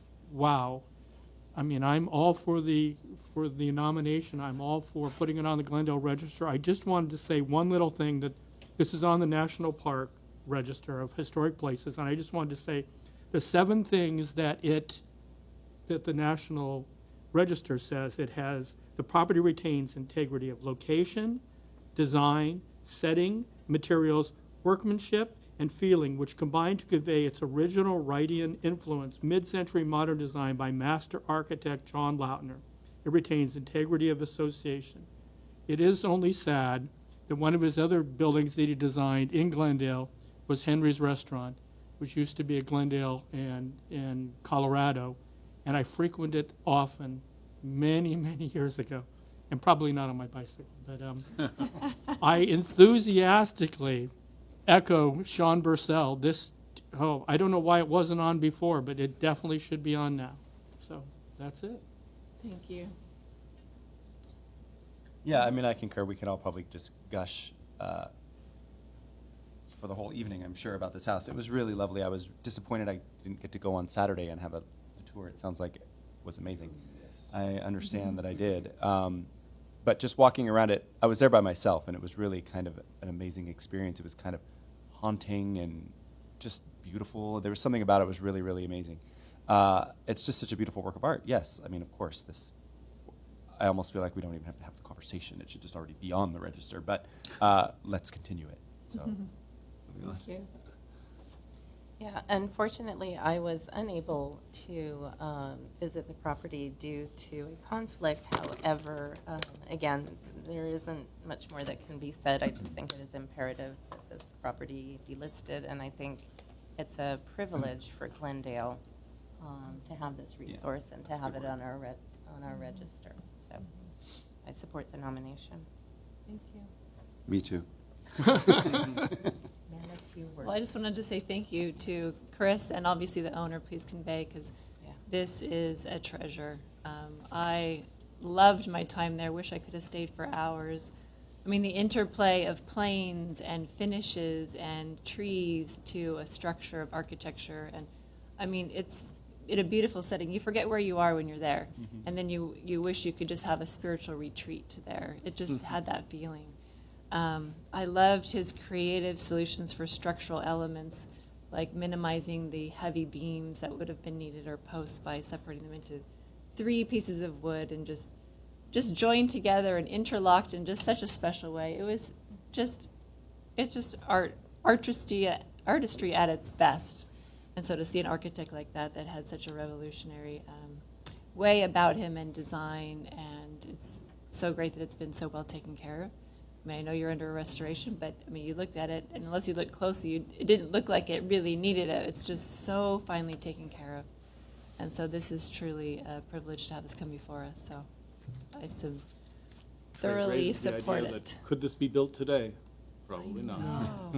But just like, who thinks of putting just wood with glass, like little slivers in between it, as holding up an exterior part of a facade? I mean, it's just so special. So, thank you again.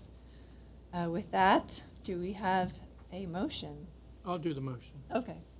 The Historic Preservation Commission recommends to the City Council that the property at 527 Whiting Woods Road, to be called the Schaefer House, be designated as a historic resource in the Glendale Register of Historic Resources based on the findings identified in the staff determination. The Historic Preservation Commission also recommends that the City Council authorize the city manager to enter into a Mills Act contract with the property owners for property tax savings. Second. Second. Okay. Who got I that? think we had like Everyone 3 people. seconds. Chris got it. No, first, you I can think. give it to her. Lorna gets it? Okay. To one of the guys, Lorna. Roll. All right, Commissioner Doom, Yes. Commissioner Crignati, Yes. Commissioner Vartanian, Yes. Commissioner Morgan, Enthusiastically, yes. Chair Shire, Yes. approved. Thank you. Okay, And congratulations. Thank you. yeah, which doesn't get you out of having to go to city council.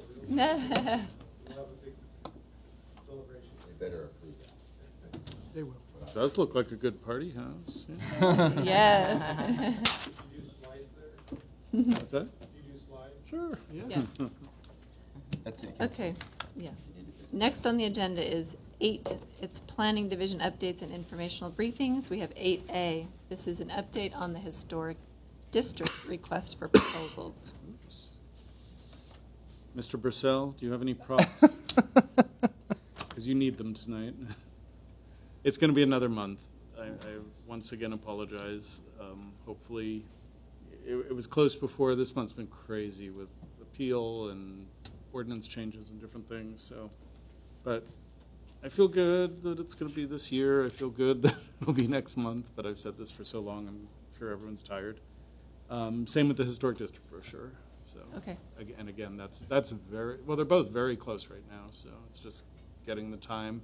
The district brochure, just so you know, is laid out in a program called InDesign that we only have one license for on one person's computer. So when I work on that, it's after her hours are over, so I can get in there. So it's like, that's just how it is. So, That's tough.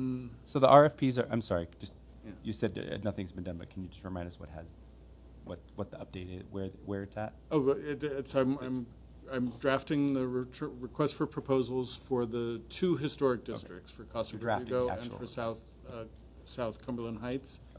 The only thing that makes this a little more complicated is the decision, which I still think is the right decision, to kind of run these as one contract instead of 2, created a little more creativity and difficulty in taking our kind of RFPs that we've used before and kind of merging it together so it's all clear and legal. So Thank you. that's the main issue. Okay, 8C, an update on Mills Act status for 1106 Rossmoyne. And this one I can't remember. 1106 Rossmoyne, for those, some of you weren't even on the commission when this became an issue. This is a house that was nominated by an owner. It was placed on the Glendale Register, or recommended for listing on the Glendale Register. Oh, no, I'm sorry. You recommended this to go on the Glendale Register, and then council, and a Mills Act contract, council voted to put it on the register and a Mills Act contract. The owner sold the property. The subsequent owner was was having difficulty with some of the conditions on the Mills Act contract and chose not to sign the contract. So we have a house that has a kind of a non-original stucco finish on it is the main issue. Right. And with that stucco finish, the commission felt it wasn't eligible for the register, but it is on the register, and the owner at one point wasn't interested in restuccoing it. So we're kind of in limbo. It's a house that's on the register that shouldn't be on the register unless the owner follows through on the condition. And I may have given you this update, so tell me if I'm saying it again, because it's been a couple of months since I was out there. I went to visit the site with the owner. He is saying that he saw some stucco had peeled away, and he felt that what was revealed underneath that was a texture very similar to the finish coat that's on the house right now. I wasn't convinced that what had peeled away wasn't just stucco process is usually 2, 3, often a 3 or 4 layer coat of stucco, the scratch coat, the brown coat, and then the finish coat. I'm not 100% sure that what had peeled away wasn't the finish coat, and it was also on the garage rather than on the main house. What I told him is I would set up a time, and the difficulty is we'll probably just do this as a site visit. I think the fairest way to deal with this is for the commissioners to go and look at this area that he has revealed, and we can do it like we would any other site visit, only one or two of you at a time, so we don't have any Brown Act issues. And I just haven't arranged for that. So the next step will be, hopefully in the next few weeks, I'll kind of work with him to find a time that he'll be there for you to come by. Bring your picks and hammers, and your magnifying glasses, and your fine texture, and see what you think. I wasn't 100% convinced, but it also was similar, and I think we'll just leave it there. If we remove it from the register, we have to. That's a publicly noticed process, and it goes to Historic Preservation Commission and then to City Council for the removal from the register. The only downside there is it leaves a gap in our numbering system. So when we say we have 125 Glendale Register resources, we have to remember to subtract them. Yeah, so that's more of a issue for me, not you guys. I'm sorry, you commissioners. Yeah, so that's the update I have, and I'll make a note to try to get this in the next month to have a site visit. Okay. Joe, Jay, just for clarity, in case somebody is watching, when council approved it, the property owner sold it. The property owner hadn't signed the contract. That's the part I want to make sure people understand, Right. that so they don't think that The one person, owner when you who- sell the house, the new owner re-signs the contract. No, once the contract is signed by an owner, it runs. Right, the original owner at the time of application didn't sign the contract because they had sold the house, and then the new owner was questioning whether Whether or not he he wanted wanted to to sign. or not. And yes, you're right, the contract runs with the property, not with the ownership. So. Thank you. Yeah, good clarification. Thank you. Okay, I need to go back to 8A for one quick second. I had a speaker card. I just need to confirm that because it's been extended, would you like to speak or no? No, no, thank you. Okay. I will not speak. Thank you. Thank you. Okay, I just realized I overlooked you. Which is so Not, very hard to do. not intentionally. It is so very hard. Maybe you should have brought a prop. Okay. I can handle another public shaming if it's a good one. I've been enjoying these. I don't want to make light of it. I do feel bad that I haven't been able to get to it, but I haven't been able to get to it. So. Okay, with that, then we'll move on to 8CC, which probably should be D. You are totally correct. The debut of Glendale Property Information Portal. Okay, I kind of did an aborted version of this debut. I think it was last month or maybe the month before. And let's see if I have this. Okay, so the Glendale Property Information Portal is a very wonderful way for any member of the public through the internet to access information about any property in Glendale. And you can find the zone of your property, you can find a record of permit applications, you can dig through a lot of things doing this. This is the intranet, excuse me. And it's been in place for a little while, and what it didn't include was anything about our historic properties. And this has been a project in the works for quite some time. We used to have a state database, or a state formatted database called CRID. Years ago, we got a grant to upgrade CRID. The consultant working on that, who's the consultant who created CRID, kind of messed everything up. We didn't have a database, and that wasn't a public-facing resource anyway, although we had a link to it for a while it was still working, but it wasn't incredibly user-friendly. What we have now is a property information portal that was recently upgraded with historic information property, so I wanted to share that with you. So anyone in the public, anyone in the room, if you go to the city website, glendaleca.gov, and you look at this toolbar that's on the home page and you see online services, and you come down here and you see property information portal. It may be a matter of time before people start calling it PIP. I hope we don't, because that just sounds ridiculous, but whatever. We'll see whatever people call it as long as they use it, right? So when you come in, basically this is a database with lots of information in it. It's also GIS linked. So we come into the search window, which always seems in the wrong location to me. I'm using the first address in our first historic district as our first example of what happens. So we'll go to 1400 Royal Boulevard. Wow. This is too funny. Is it not working again? This is too, well, That says historic. where? Oh, it's supposed to be Big. red. Yeah. It's always over on the right side, and it's supposed to be red. So, and I used it yesterday, and it was Is red. this the same browser? It's Chrome. That's what I generally use. Strange. So I'll see. We'll see. I'm going to show you a couple of examples. So thank you for noticing that. We click on historic. The address opens, and then we have an attachment that opens. So it's not as I was originally hoping you click here and the attachment just happens, but they couldn't make that work. We click on the attachment, and we get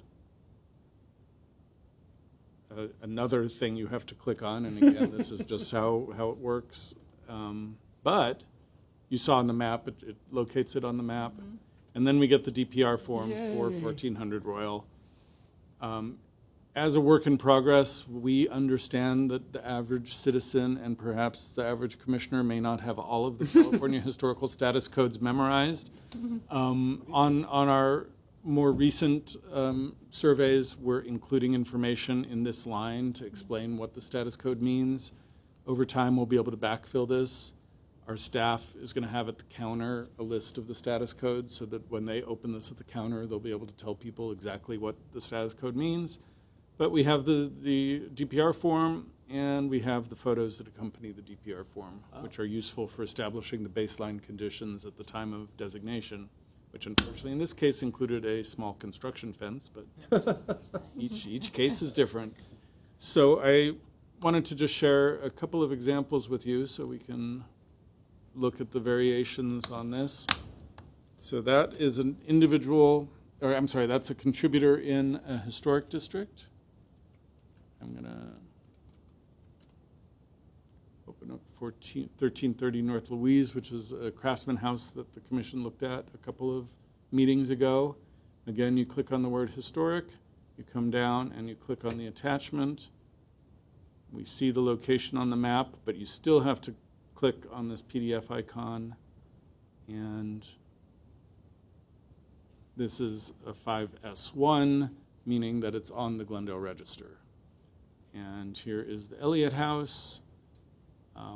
Because we created these DPRs for the older designations, this doesn't have a lot of information on the DPR. For all of our recent, I shouldn't say recent, for all of the designations in the last, I can't remember, 7 or 8 years, I think, we are basically taking the staff report and transferring it to the DPR, so all the information that's in the staff report, including the background history about the families that built the houses and lived in them over the years, is going to be included. Ultimately, we're also going to include a lot of our properties in Glendale have been through multiple surveys, so we're going to try to keep that record alive with the most recent survey on top and then the others behind it. That may open up confusion. We'll see how that goes, but that's the goal right now. And then finally, as an example of a surveyed but undesignated property, we have 3722 4th Avenue. I can't remember. I think I have to write out the number.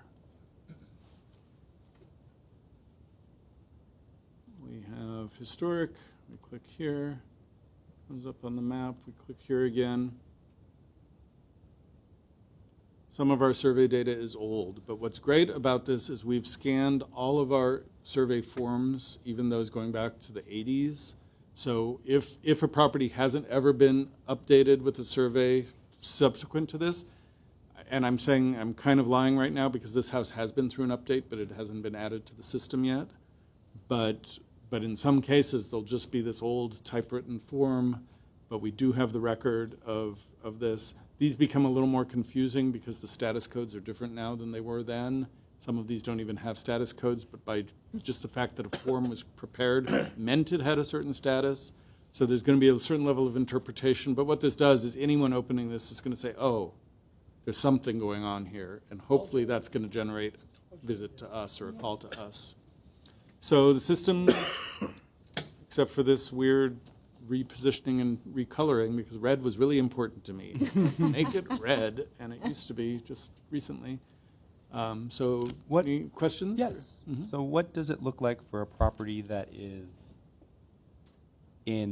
presently in Casa Verdugo or South Cumberland Heights?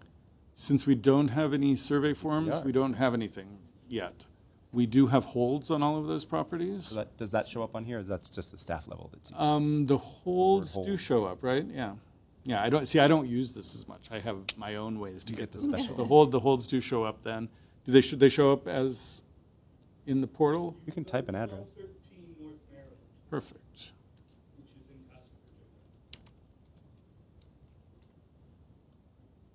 Verdugo. Oh. that's the Already. historic. Yeah, I should have been able to answer that easily. The word historic, there's a title field in CSI, which is our city database system.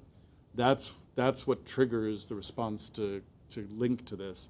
So when we click on this, it's not going to bring up an attachment because there is no attachment, but it still tells whoever's looking at it that it's historic. If that didn't stop someone and they tried to come in and pull a permit on it, we can't issue a permit on anything that has a hard hold. So Got it. that's Where would it say hold? That's going to be on the it staff doesn't. side. I don't believe. This says historic, you know it's a hard hold. Just Yeah. historic? Okay. Yeah. So it's Oh, so that they know they can't proceed. yeah, or they know they should ask, and if they Yes. didn't ask or they didn't look at this, we still have the safety net of the hold system On the staff Oh, side. at the counter. at the counter. Yeah. Got it. Yeah. So. And then do you know, it's not necessarily specific to the historic side of things, but is there a point at which all permits for properties will be scanned into this system? Because it seems that they only go back to like 2000 or something. Well, The early permits are well, not. we have all. That's how when we put your packages together, we have permit packages of scanned permits going all the way back in some cases. Often the record's incomplete. I don't know. Most of those have been redacted. There have been issues over the years about how we can make those publicly accessible, but a lot of them had people's driver's licenses numbers on them for some reason, and that had to be redacted. I think most of that work is done. The trick is we can't put architectural drawings up on the internet because they're proprietary intellectual property, and our building and safety department is adamant on that. So I think some cities do it, but so far they're winning that battle. So like for instance, I used the site to request permits. There's a permit request page, and they email them to me in sometimes multiple PDFs. yeah, and those are the ones that have been redacted. And, Yes. And the ones in FileNet don't have, they usually don't have any architectural drawings. FileNet's our older kind of system, the repository for the old scans. And usually those don't have the drawings. So, But there's one of our staff people in building and safety, when you make that request, generally goes through the file before they Make send sure it to do out that. to make sure there's nothing. So I guess my question is, are those going to ultimately end up under the permit tab? I can't say. I think it would be great if they were, but I'm not sure. I think the city of LA does. Just, Yeah, City of LA. in yeah, case you there's any can kind of get competition everything. going on. Well, then we're certainly not. Competition Right. for We don't want to be resources, like for them. sure. Okay, thank you. Great. All right. Thank you. Thank you. I had 2 additional informal updates, but I'm not going to give them to you unless you want, because I don't know if you all want to go to the presentation. I'm sure Sean too should. late. so. Well, it only just started 45. Well, yeah, maybe. Yeah. No, it's Probably now wrapping up. 45 minutes. Yeah, I didn't agendize these, but I think it's still kosher to do them.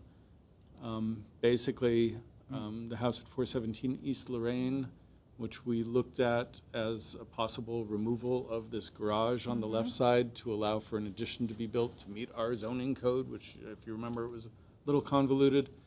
I'm very happy to report, and I'm disappointed that it wasn't my idea, but the architect came up with a great idea that we had to make sure all of our planning and zoning colleagues were comfortable with.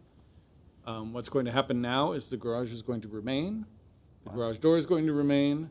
There's going to be an opening placed at the back of this garage probably with another door on it, but not necessarily. And what's going to happen is they're still going to build the garage at the rear so that they can meet their code required parking, They'll be able to put their addition on the back, which I don't think anyone in the community had any significant problem with the addition itself.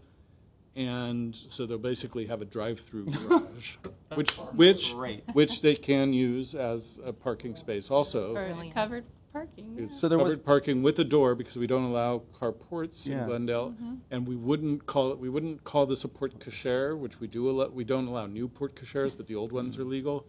And the door is kind of fantastic on this house. So this was a great solution, and the architect deserves a lot of credit Yeah. for coming up with it. We had to stretch a few people's minds to kind of say, yeah, that looks like it could work. But ultimately, there was no reason in the zoning code not to allow it. So Are they using the new garage as a garage or as a whole separate? we don't know how livable they're going space? to. Oh. We don't know how it's going to Interesting. play out. They will have a 2-car garage at the back. Well, they have to use it technically as a garage because they of the don't have setbacks. to They take it certainly, Yeah, they'd have to they're, charge. they're No, I supposed mean, to. new They're supposed to have Oh, 2 new. covered spaces on I mean, property. this is gonna be their only parking. No. Yeah. And I thought part of one of the additions, the kitchen, was supposed to bump into some of that space. Yeah, Did so they just they're eliminate going to that? they're going to rearrange whatever Wow, the great. interior Good for needs are them. there. Yeah, there's like a little bathroom I think. Well, that's it's good. poking We out. were heard. You Yes. were heard. Yes, Good. indeed. It's good So, news. Uh-huh. Thank you, homeowners and Yes, thank architect. you. That's great. And then just following up on the house, we just pulled the DPR up. This was the Elliott House, 1330 North Louise. The commission approved an ADU unit, which wasn't part of your purview because we can't do design review on those, but we included it with some backyard changes, a new pool, a new deck, and I think everyone was very comfortable with that work. There were some questions about a proposal to create, and I couldn't find the drawings in time to put them on the slide. But if you remember, there was a proposal remodeling the interior here to expand the kitchen, and there was a proposal to put a pair of double French doors here and to infill this window opening. So I went out to the site this morning. I'm like losing track. Was it yesterday? Was it today? I was out there this morning. My best guess is that this part of the house was originally a screened porch, kind of a mudroom, laundry tub kind of space. These openings are not typical of Craftsman to have glass in them, so it made me start thinking they could have been screened openings. There would have been a door here. The commission's question revolved around this door and the pair of doors and what the appropriate design for that door those doors would be. I looked at the 4 doors that are on the patio right now. There are 3 doors that have identical pattern. They appear to be of identical vintage, so they have different hardware on them, but they have the same kind of level of paint coating and sense of wear. This door also appeared to be of the same vintage, but a different pattern. I'm going to go out on a limb and say these doors themselves may not be original, although they look older, partly because it's hard to fathom how they wouldn't all have the same pattern. So could these have been architectural salvage that was installed at some point in time? I'm not going to be able to answer that. This T-shaped mutton pattern was the predominant pattern. And then when I looked at this door, I didn't give a close-up of this. This door did not have the age quality. It had very limited, just it looked like one coat of paint. And the muntin was a different size than the others. Even though it looks the size, it was maybe 3/16 different. That made me think that this is a more recent door. And my guidance to the architect is, because I believe that the commission was okay with the concept of making an alteration at this facade, my guidance was to keep this door and have someone mill a new door to match it so that there's a pair of French doors. If for some reason that wasn't possible, I said to match this door for the new door. Then we have our 3/16 inch of variation, so we differentiate between what may or may not be the original doors, but it seemed appropriate, it seemed close enough to what's easy for them to do. It gives them the opportunity to save money and keep this door and then just duplicate it. And then this window will be infilled. I think we can justify that. The different use of this room is still somewhat visible through these kind of single pane picture windows on the side here.